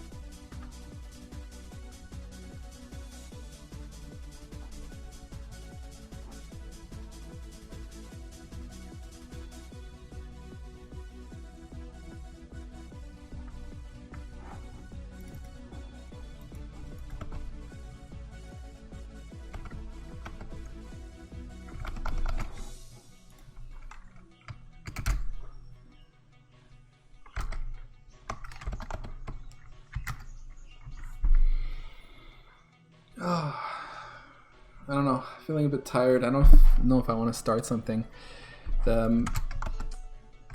This thing about the ring buffer, I already wrote a nice ring buffer, a circular buffer implementation in my NES emulator, so I was thinking of just using that.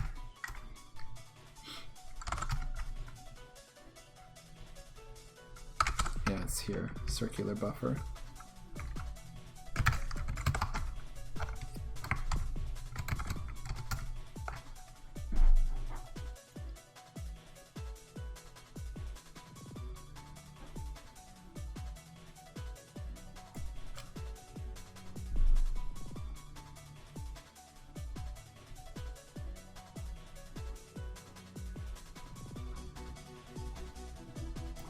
See, I'll try to remember how this works. So you basically give it a type. You initialize it with some max size.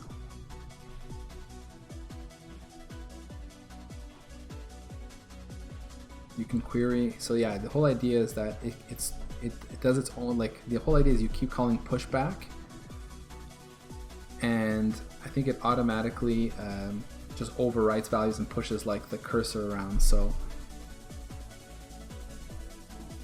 this does what I want.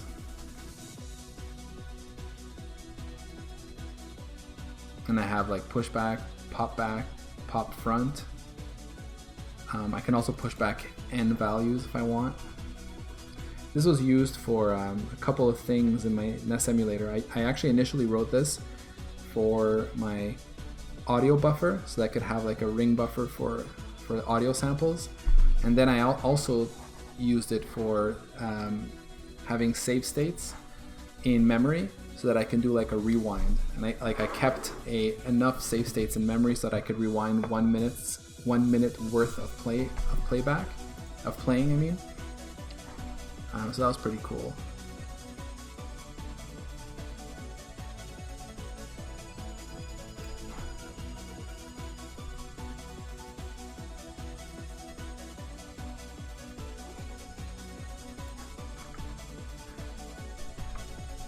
Let me look at my code and see how much work we're looking at here.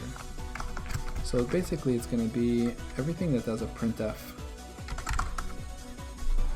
which most of it is obviously in the debugger, but I'd have to change pretty much all of it, even other printfs I'm doing, if I want to be able to see them, obviously. Well, maybe these ones I don't care about so much. It's mostly for the trace and the debugger that I care.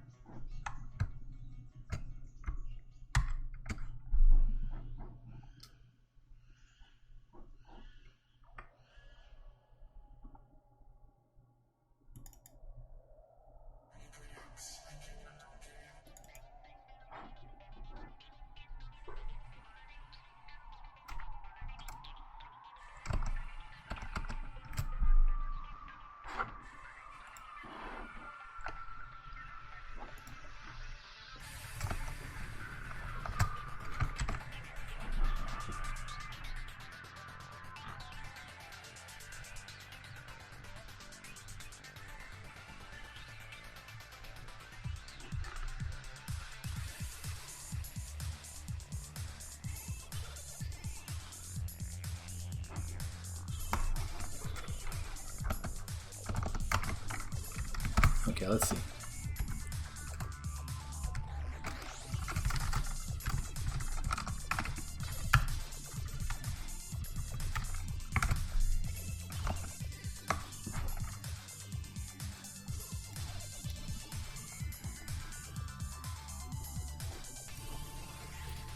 So let's add our circular buffer header file here.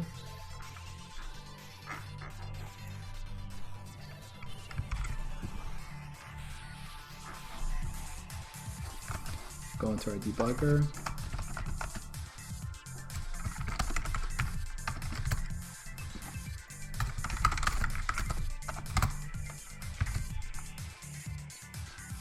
Make sure that builds. So apparently they want to add a ring buffer implementation to C++. I think for C++20.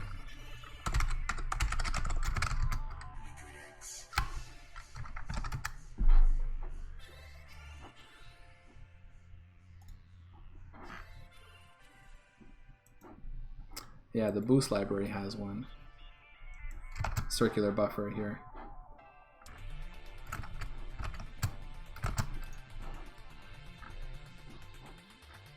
I think that's what they want to do. They want to take this, something based off the circular buffer implementation in Boost, and bring that into the standard, which would be really nice.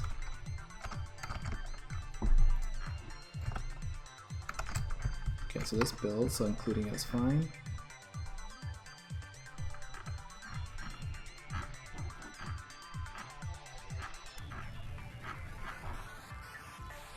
Okay, so let's say we want to, we'll just do it up here.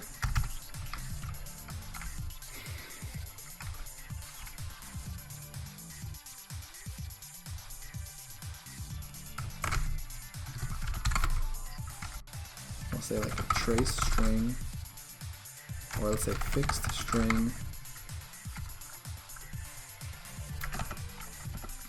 I don't really know how big to make them. Okay, let's say 1K for now. And we'll do std array of char 1024, let's say.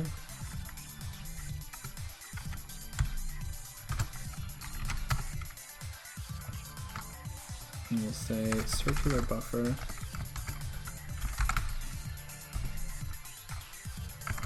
trace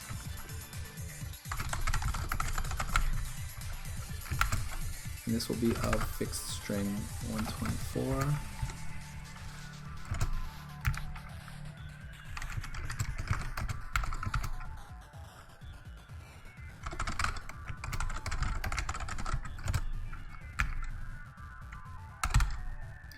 Alright, now we'll do something like a add a trace function. I'm gonna go, I see that I have an implementation here for the formatting garbage.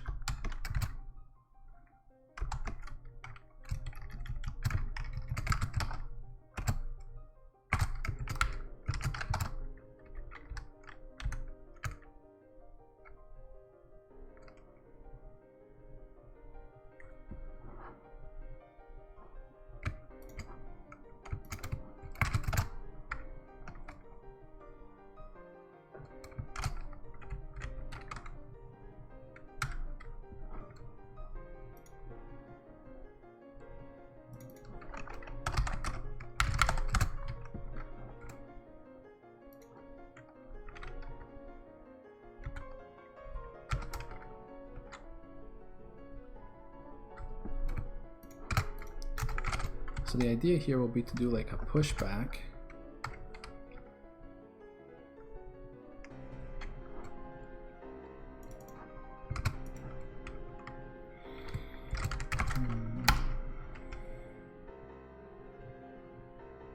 Actually, yeah, instead of doing this, we'll do this.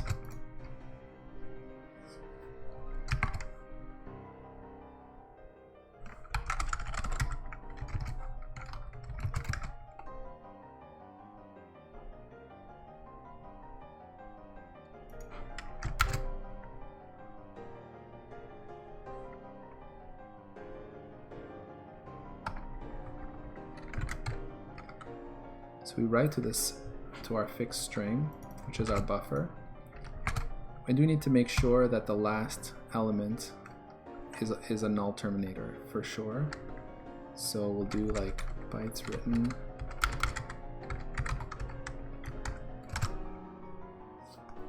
And then we'll push that back onto our circular buffer.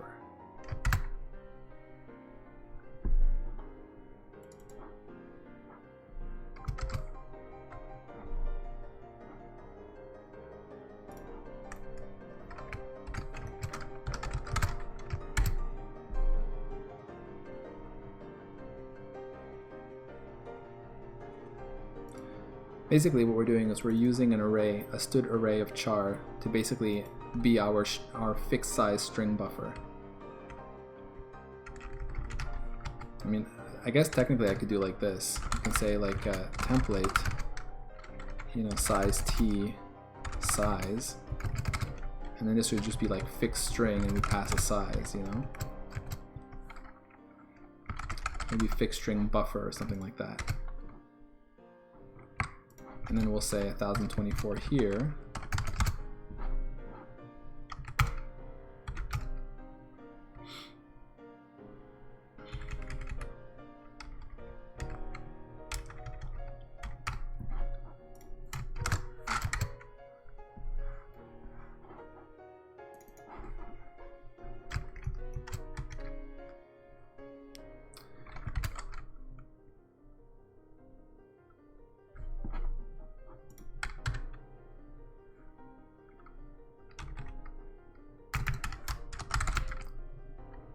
I'll say T, I'll say the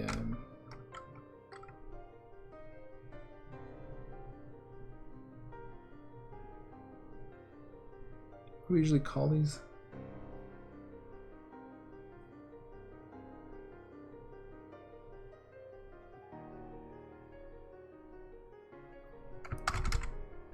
LM type.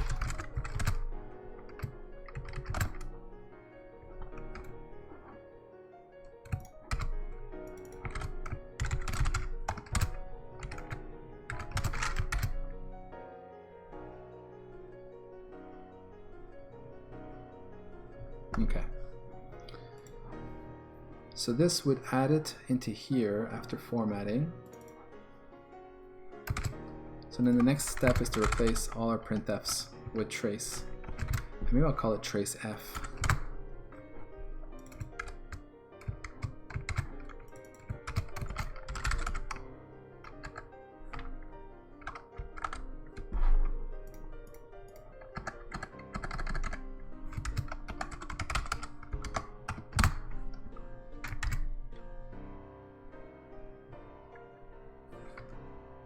There is a very important step missing, which is the initialization of my buffer.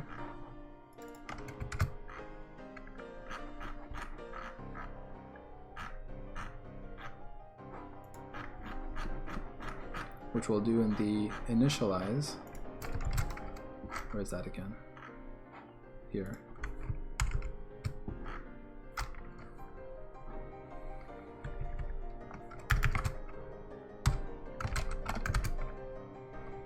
And then here is where we decide how many,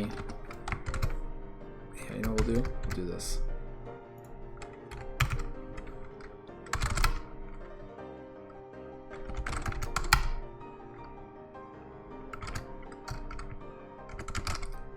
So trace buffer size, or I'll say trace buffer num, I'll just say size. So let's say we want,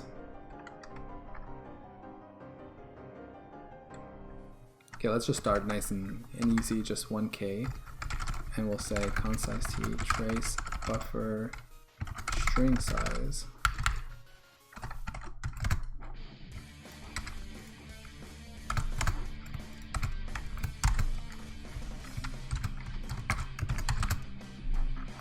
Alright, so we initialize our buffer here and we start tracing. So let's just see if this actually runs without crashing. Because now we're calling trace in there. So we'll see what happens.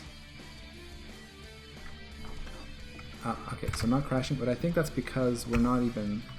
Oh yeah, I guess I can't do that to all the printfs. Because I need the printfs that would be here.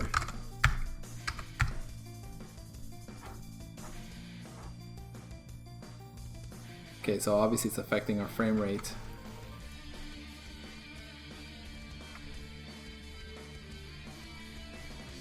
Oh, that's interesting.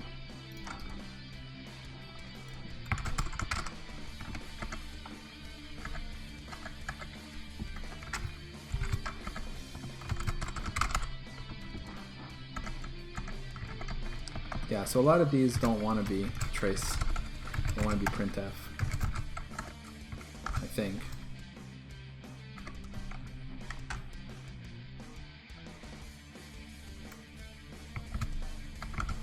In fact, you know what? I think pretty much all of them except for the ones for the instruction trace. Let me revert this and just go to the instructions where we print them. Execute.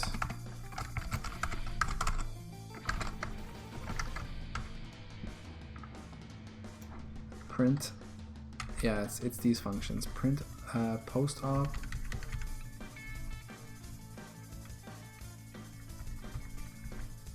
Print op. Where's this guy getting called? Okay. In here.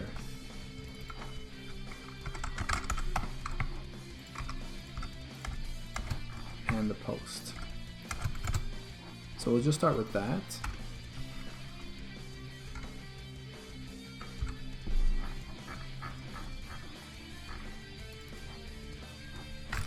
Yeah. My search and replace was a little too eager there.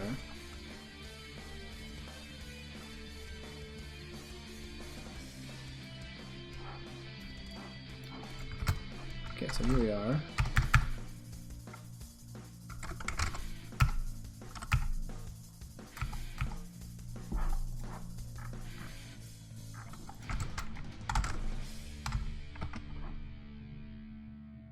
Oh, yeah, missed this guy here. So basically the way I'm doing it right now is we should only see it. We won't see any of the output, and ultimately that's not what I want to do. I do want to also print this to the standard out if we're actually, I'll need to know that we're,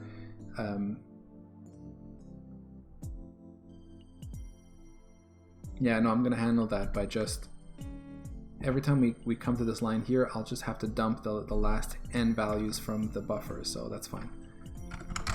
So we turn on trace, and then we continue. And we watch our frame rate tank.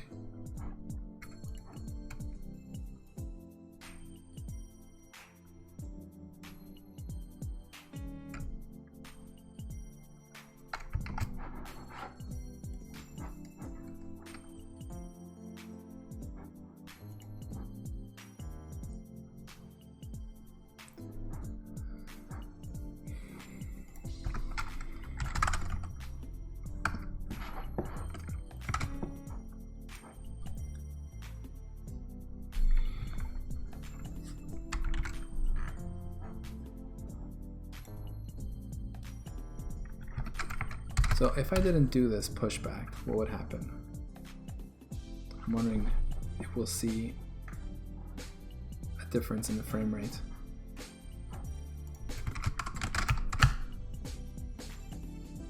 Yeah, it's still slow. I guess it's just the formatting, right? We're just formatting just so many lines of text. Like, if instead we were just to not do this.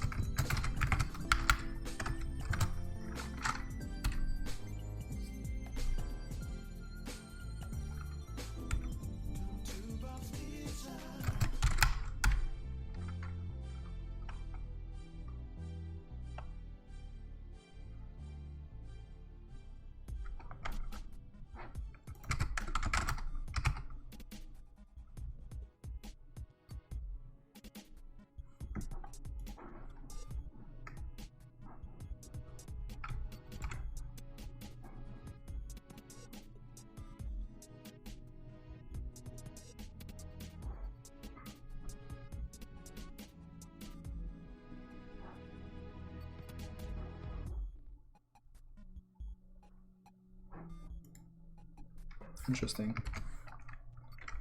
It's still slow.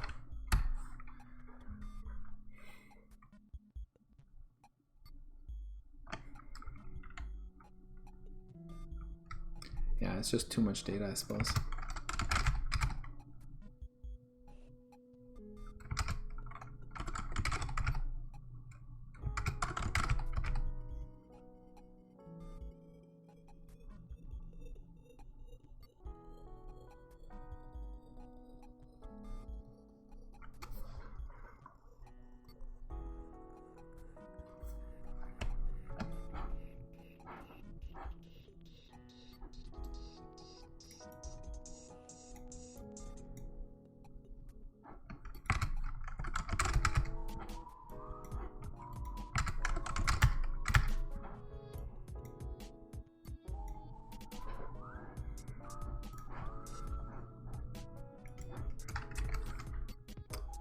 It's a bit strange.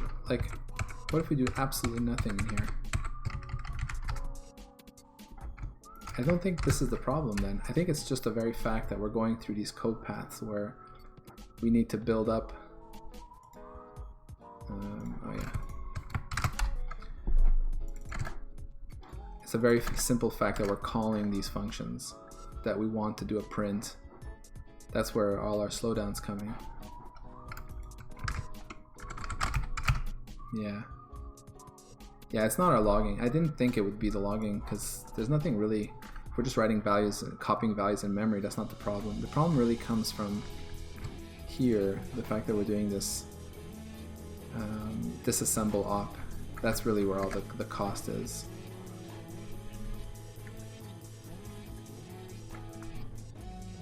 I would need to optimize this function. I think. Like, if I were to...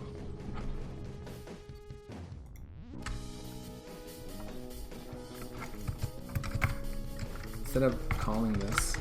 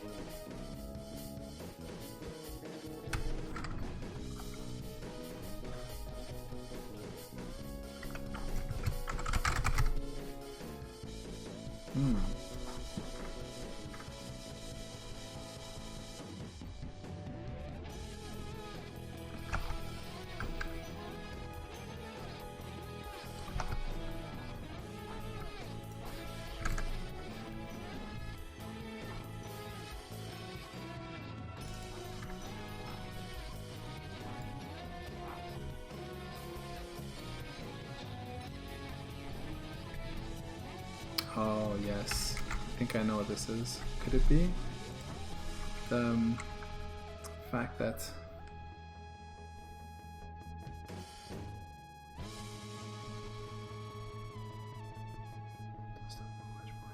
no.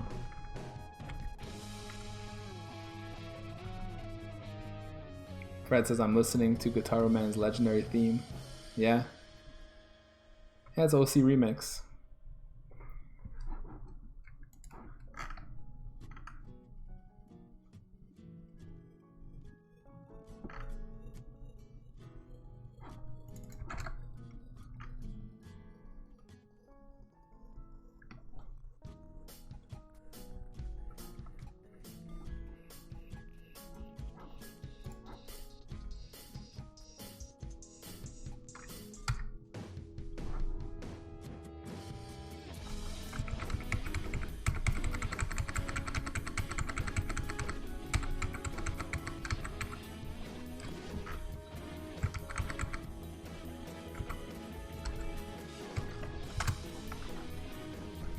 So you know what we'll do? Let's do a quick performance profile.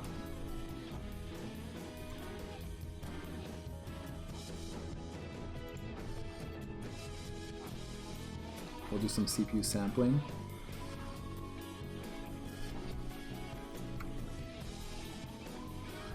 And actually, let's kill that. I'm gonna make it start with trace mode enabled, so it'll already start capturing immediately with traces on.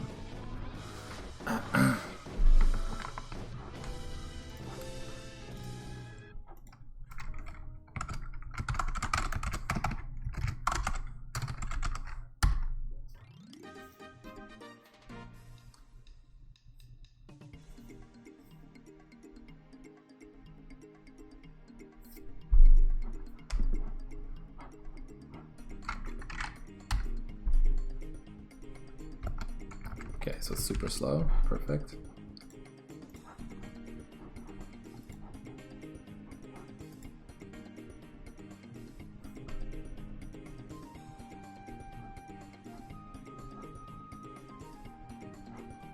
All right, let's see what we've got.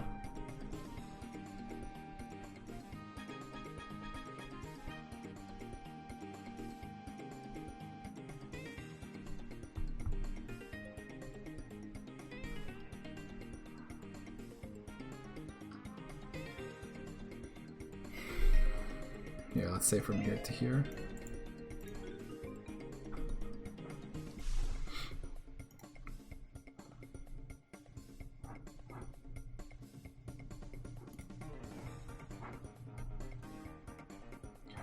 Oh, interesting.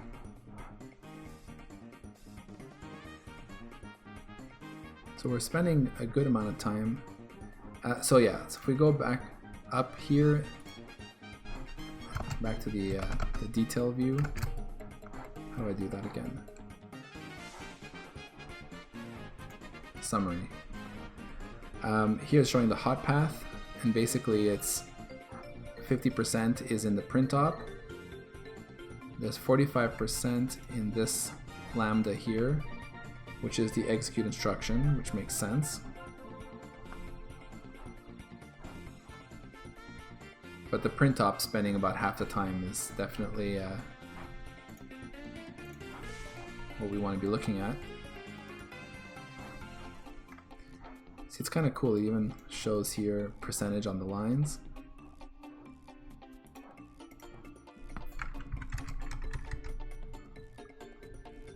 Yeah, this is quite expensive.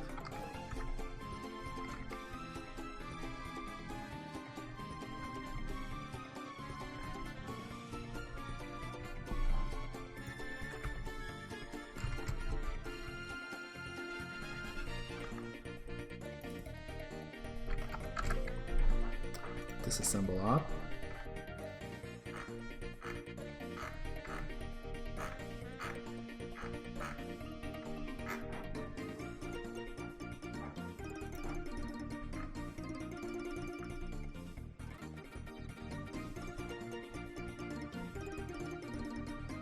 So that's what I was saying about the disassemble op. It actually does spend a significant amount of time as well in there.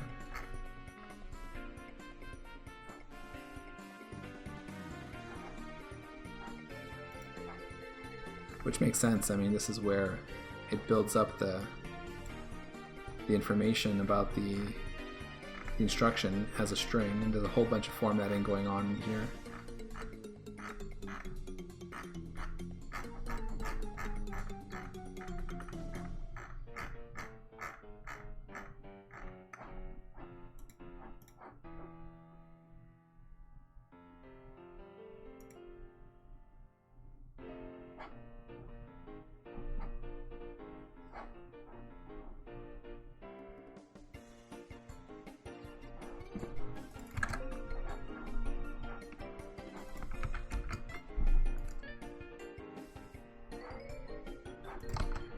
Okay, so based on this, let me just try a few things. Because the coloring stuff is not useful anymore for this kind of tracing.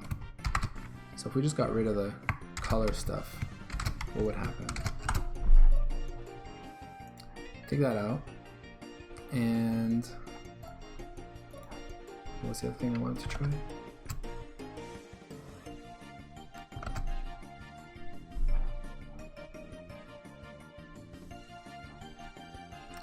Yeah, and in that case, rather than make all these calls, we can combine these into one trace call, which would be much faster.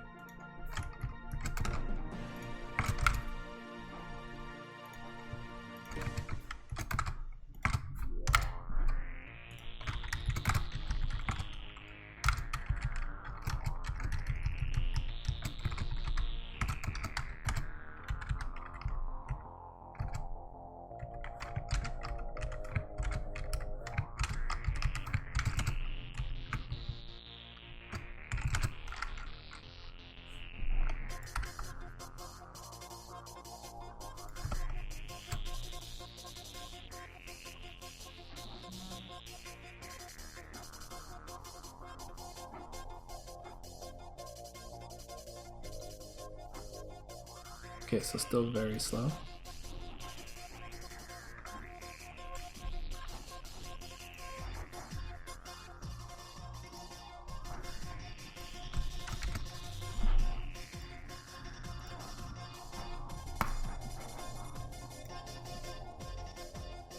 I don't know if I'll be able to make this fast enough.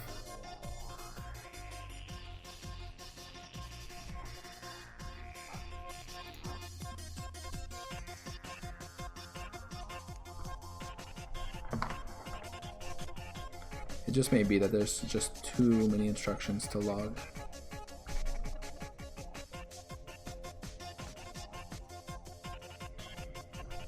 Probably the right way to do this is to have an out of process thing. I don't know. I might need to do like a I might need to rework my print op so that it produces less information.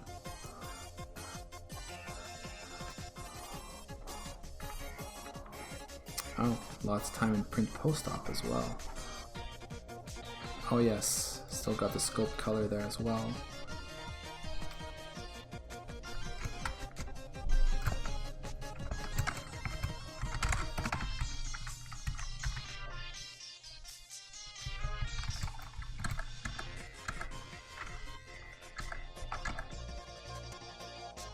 Why did I separate this out again?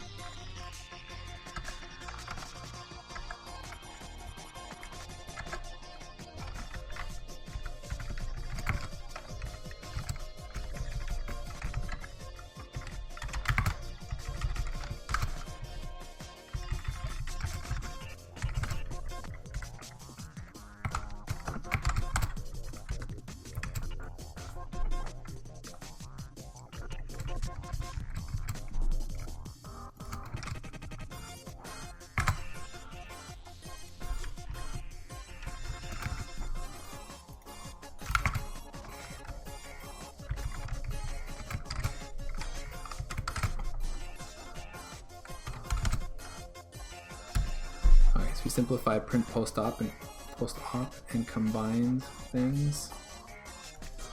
Ours registers.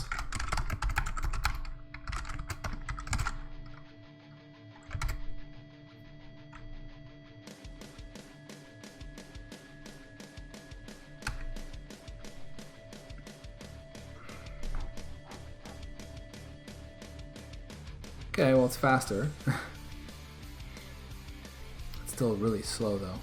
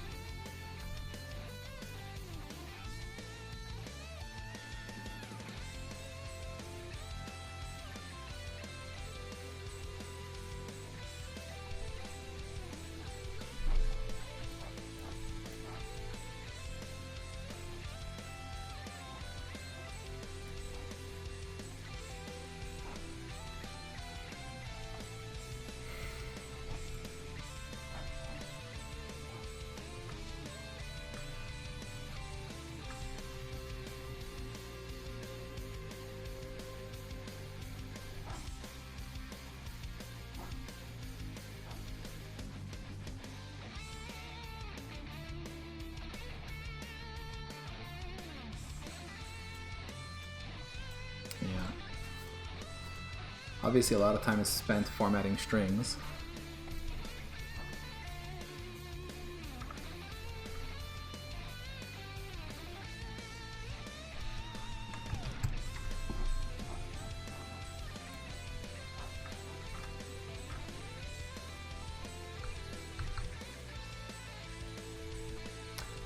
Good night, Fred.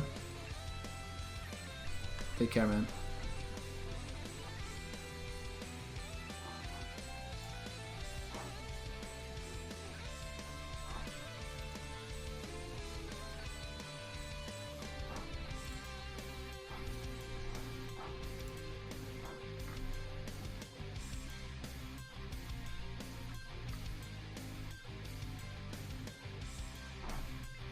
Yeah, I'm not sure I'll be able to do much with this. I mean, you can see it here, most of my frame is in print op and basically in print post op. It's the two functions that are hot, and it's because they're doing what they have to do, right? Which is they're calling trace, and then trace is going and doing a VSN printf, which is doing the formatting it needs to do.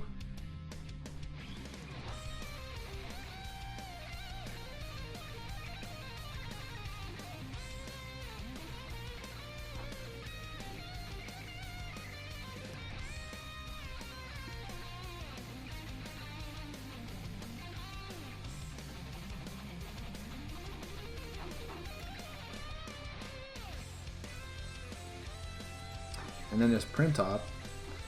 Printop is spending more than half its time disassembling, where it does a whole bunch of formatting as well.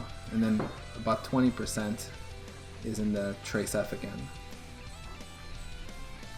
So like ostensibly, if I go here to line 36, if we don't do like what I was trying earlier, if we just do a disassembly but we don't actually put it in, we don't do this last stage, it'll go a bit faster, but still not fast enough, surely.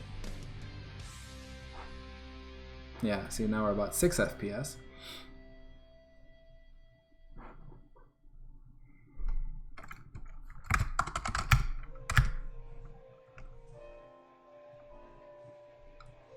See, as opposed to our usual, say, 500 FPS.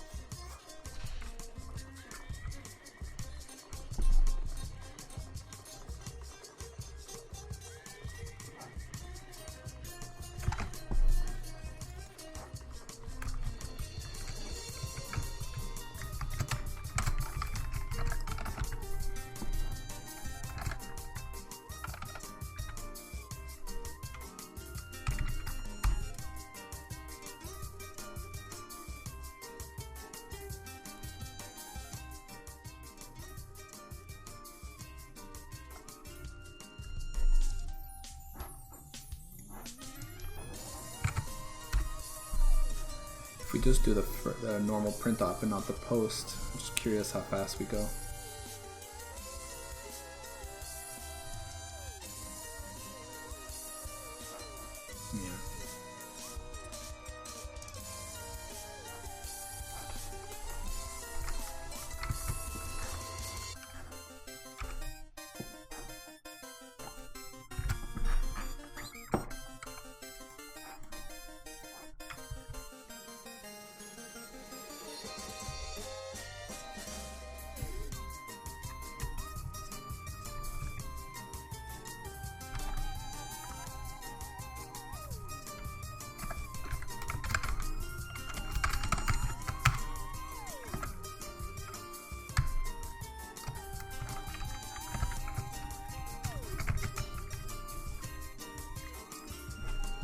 Yeah.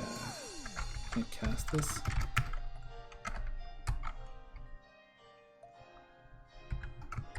Like this.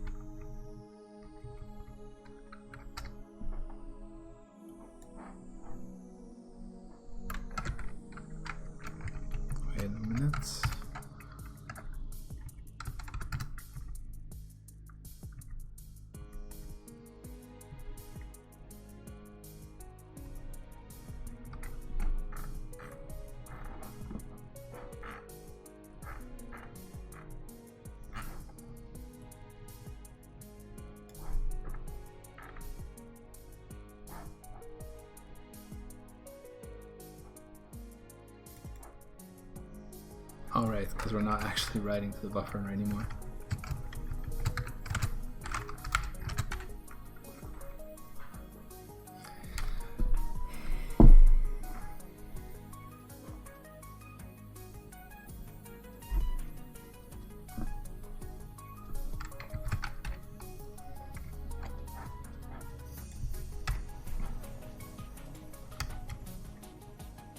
Okay, there we go.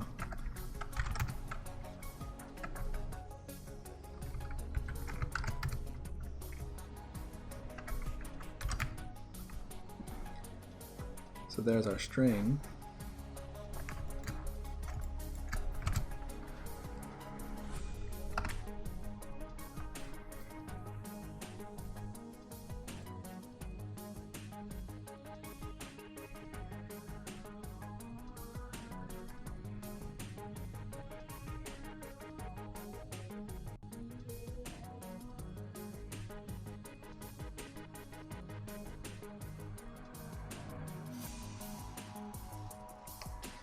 Yeah, I'm thinking about how the only real way I can do this is not actually do any formatting whatsoever. Just store the binary data of what it is that I would want to disassemble later. So basically, if I did that, then only on demand, when it's time to show the last whatever n commands, then I do on the fly disassembling of those instruction states that I've saved. The only problem with that is I will not be able to do the kind of thing I do now, where I have reads from the memory bus at the moment I disassemble to show the values in the registers and or memory addresses when that instruction is being run. That's probably one of the most useful bits of the disassembling.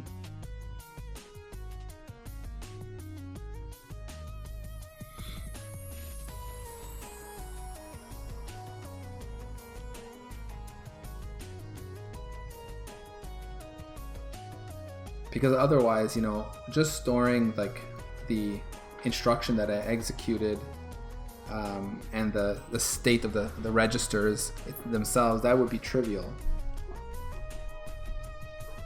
But maybe it's good enough. Maybe it's good enough to use that to kind of hone in on a problem, and then after that say, okay, we know that the problem is around here, and have the richer disassembly when we break in there.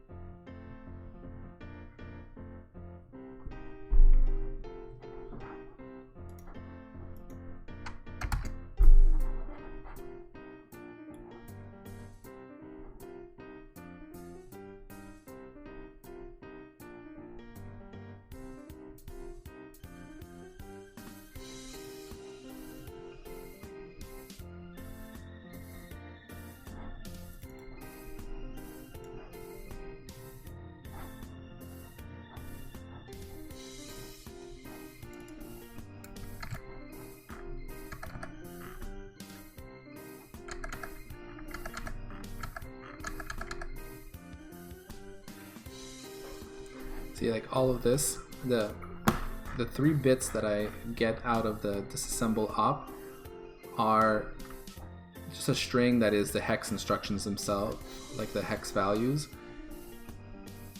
I get the actual disassembled instruction in like mnemonic form. The comment, which is the part where I go and read values from the memory bus and show, or from the registers, and actually kind of pretty print them to help me understand what's going on. And then the description, I think we don't do anything with that anymore. Yeah, we don't do anything. That can even be removed. But so yeah, those 3 pieces, and even removing just the comment part won't really help much.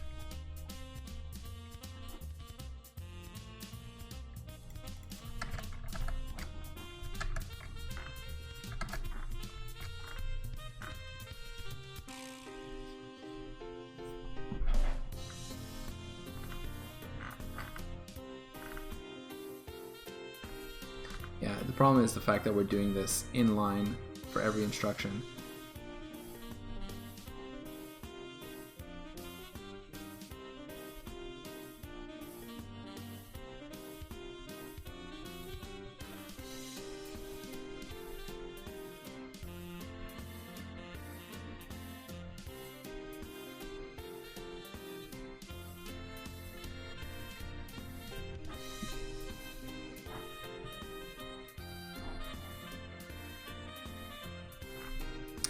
You know what? I'm gonna stop here. I need to think a little bit more about this.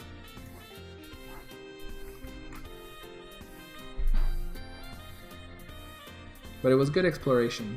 Got us thinking about, it got me thinking anyway, about how to do this right. So I'll just, I'll put this on a branch.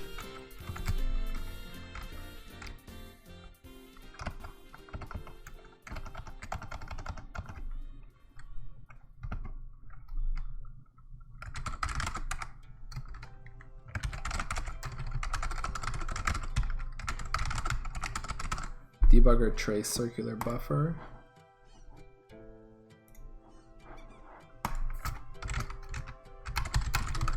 Work in progress, too slow.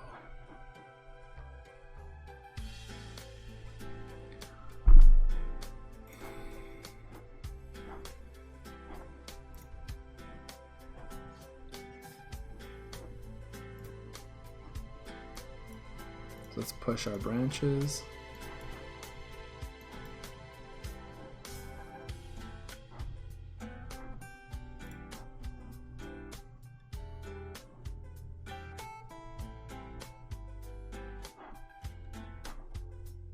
All right.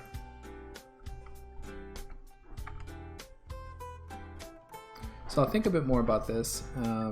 Normally I'll be streaming in a couple days on Wednesday night. So yeah, if you're around, we'll see where we go from there.